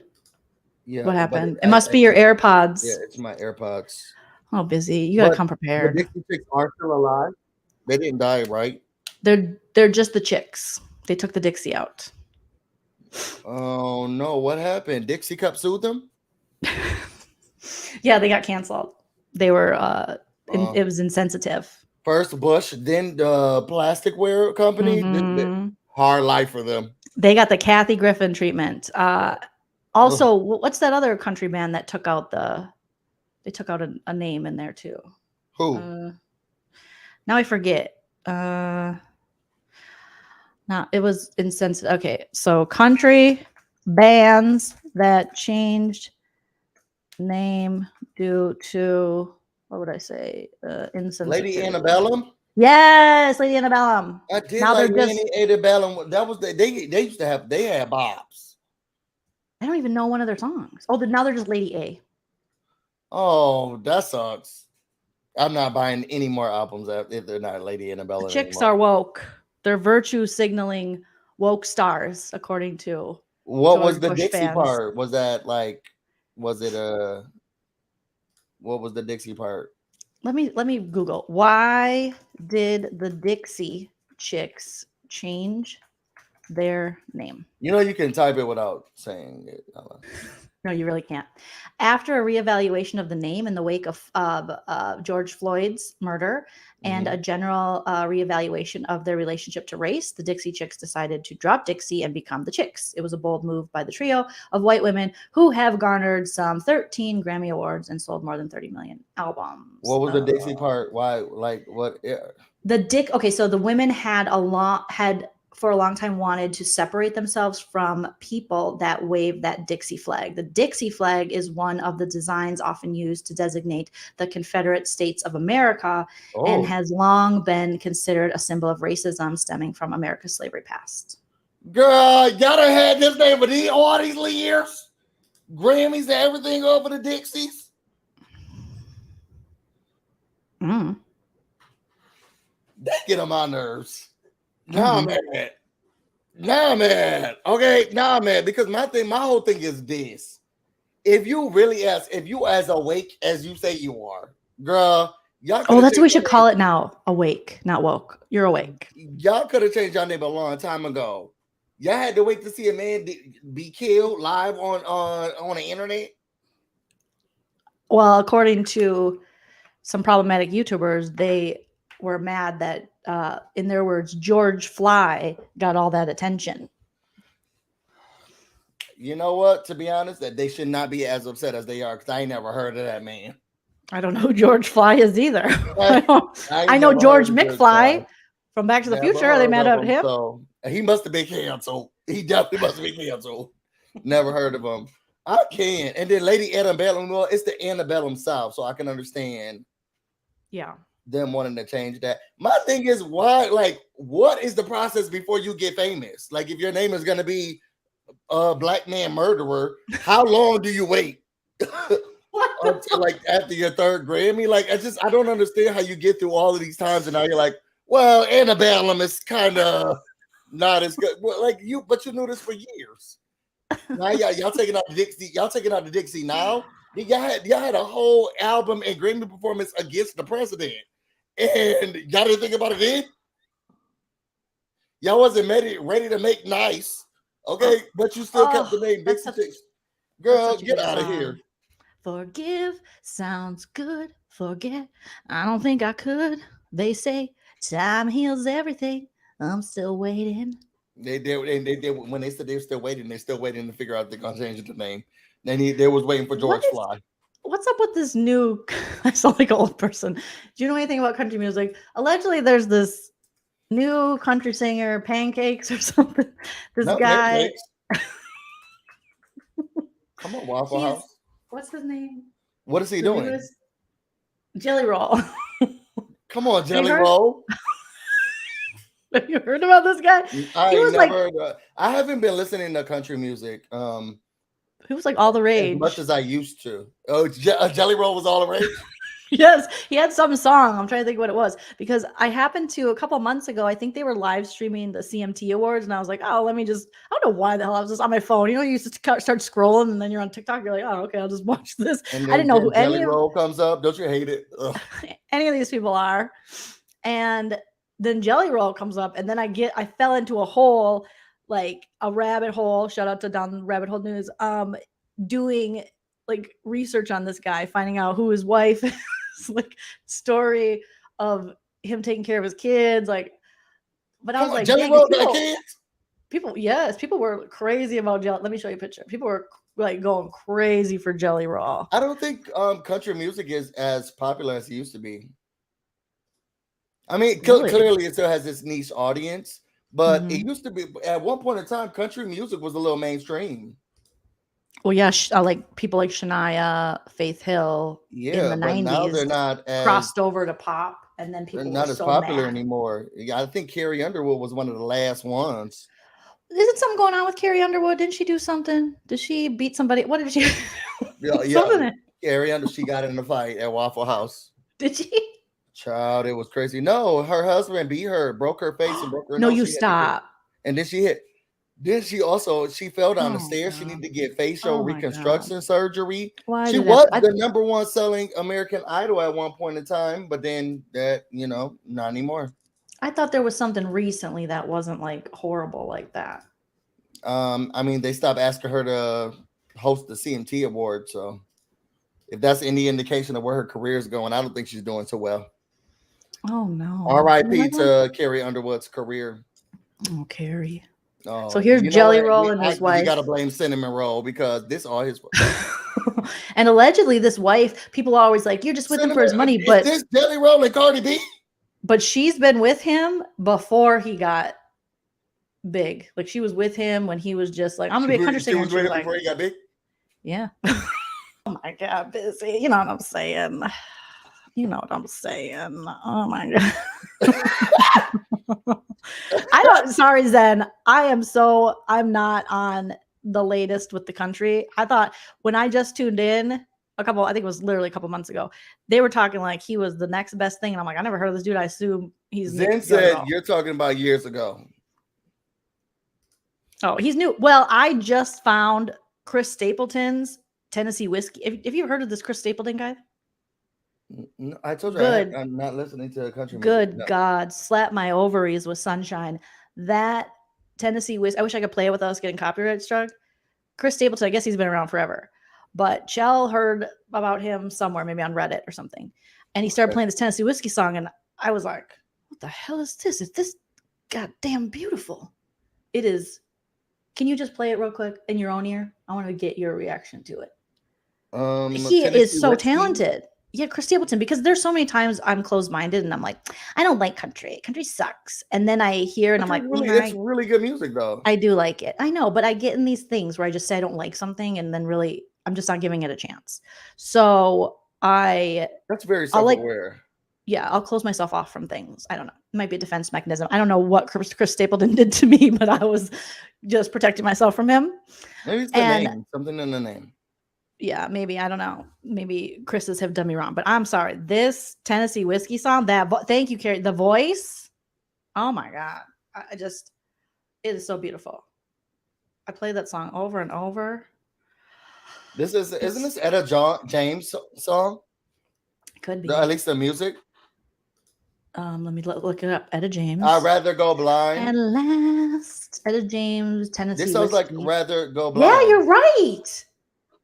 Tennessee Whiskey, I'd rather go blind / I'd rather go blind. So did Tennessee Whiskey sample Etta James? Yeah, it was written by Dean Dillon and Linda Hargrove. It's been recorded by numerous artists, including George Jones and Chris Stapleton, among others.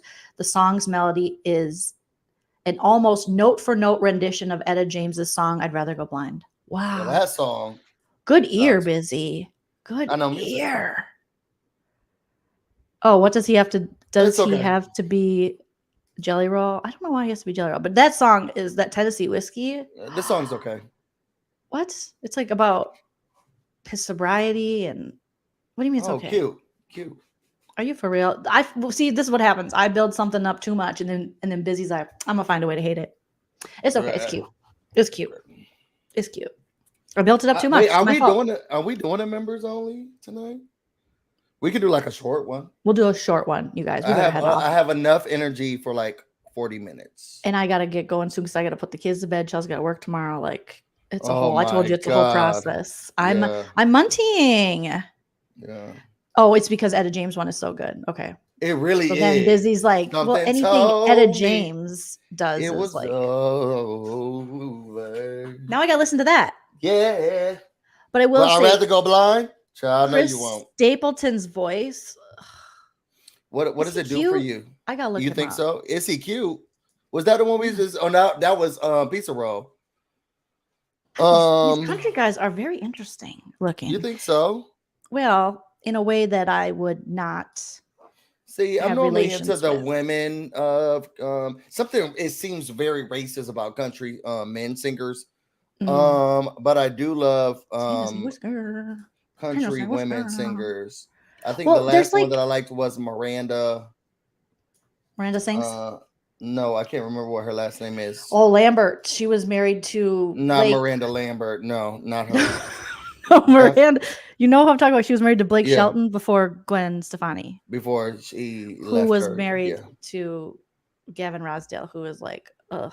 Like, I wish he wasn't horrible in real life cheating on Gwen, but 90s Gavin, that's the only Gavin I identify with, is just like all the lady boners in the world go to him.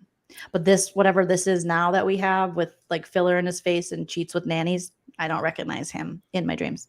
Okay, so here's Chris Stapleton, and it's weird. These guys, you know, he doesn't match what I thought, like his voice.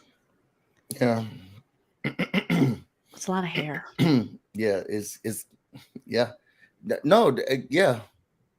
He got a Grammy too. Yeah, sure. Busy is just like, now that I know it's Etta James, he can go straight to hell. What is the only thing that I heard when I first heard Got it? Now I'm gonna have to listen to the Etta James song. Once I was listening to it, I was like, this is Etta James. Maybe that's why I liked it so much. Because of Etta James. I mean, her nasty ass attitude. Etta James, did you say? Etta Jameson? Yes, her nasty. Why was her Why was her attitude nasty? She's just, she's a bitch. What? I mean, she's what she is. That's why I love her. But is she a self-identified BI, or are you just saying? Is anyone, like, to be honest, is anyone? Do you think that any of the women go around calling themselves the beast like Mariah Carey? Do you think that as much as some people do, they took it back, like took the power back from it? Chris Stapleton was on The Voice? God, I don't know nothing. He won The Voice? To be honest, who really cares about who's on The Voice, won The Voice, is The Voice? Is that show still on? I think so. Do they still have Adam, I cheat on my pregnant model wife Lambert on there? And then want to name the baby after? They have Ariana Grande. She's getting a divorce. Ariana Grande? Yeah. Someone wrote on Twitter. They wrote on, I think it was Twitter, it was Reddit. They're like, oh, poor Ariana Grande, divorce. They named something else. And Frankie Grande is her brother. To be honest, that's always the bad part. And I get so annoyed when he's somewhere.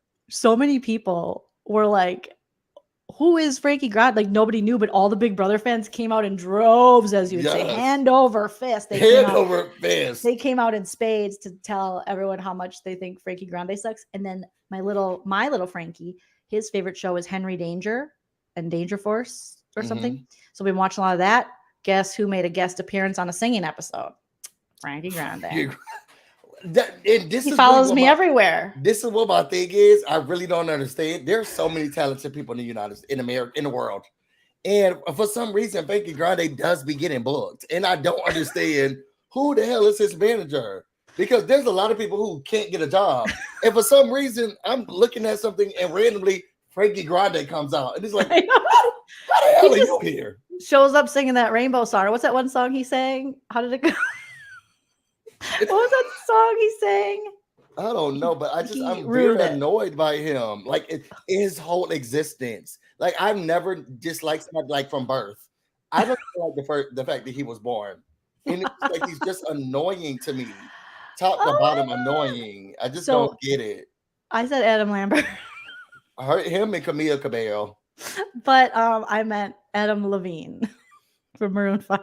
Not Adam Lambert. Isn't Adam Lambert gay? Adam Lambert is gay. He's the one who sings the gay songs. Yes, oh my god! So I was so. And you were thinking about Adam Levine. You know who's so unproblematic? Maroon 5. You just don't hear nothing bad, and they got bops and hits that. No, like Adam Levine is the one that was cheating on his pregnant. I said Maroon 5. Right. That he is. I guess he is Maroon 5. So when I started laughing because Kari goes, wait, Adam Lambert, wife? And I'm like at the point where, over 2 hours. And he identifies as straight. He's non-binary. He's non-binary. He identifies as fuck and First of all, this makeup, this face tune, girl, his face is done for the gods. Blemish free. He said, please take away any imperfections. Face only. Oh my god. Okay. Keep the neck and chest exactly how it's supposed to be. D. Marie says, can we go to members only? Yes, we're gonna head to messy members. Can't we go to members only? What you won't be rushing us. Yes, I think it's time. It's been 2 hours and 15 minutes. It has been 2 hours. I can't believe y'all did this. So much fun. And we'll tell you more in members only why this is so kind of been bored. Oh my god. I don't even know why I put up with you. I really don't even know how to make a thumbnail. I've been so bored this whole entire time. Okay, and then you want me to make thumbnails. You're asking me to do editing. And it's just like, Busy tried to tell me, well, you're just so talented at it. You're so talented. I'm sorry. A thumbnail, you can say editing is like an art, but a thumbnail is plug and play. It is not. And then she was sending me stuff, and I was thinking, girl, you see how ugly this thumbnail is? That's what it will look like if I did it.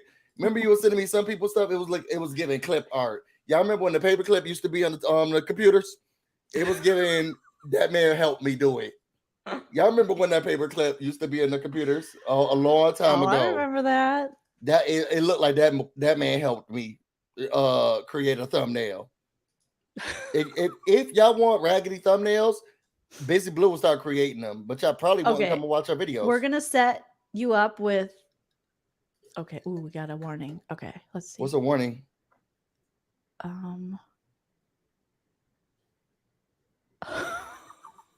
What's the warning? We'll talk about our members. I don't know which one it was or which one it was.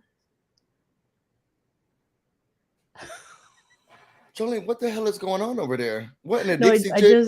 I just logged into our What are they talking about? I'm trying to find what. Y'all, if y'all not a member, y'all might as well sign up if y'all want to hear what Jolene's talking about. First, Adam Lambert has a wife, and now we don't even know what the hell's going on backstage.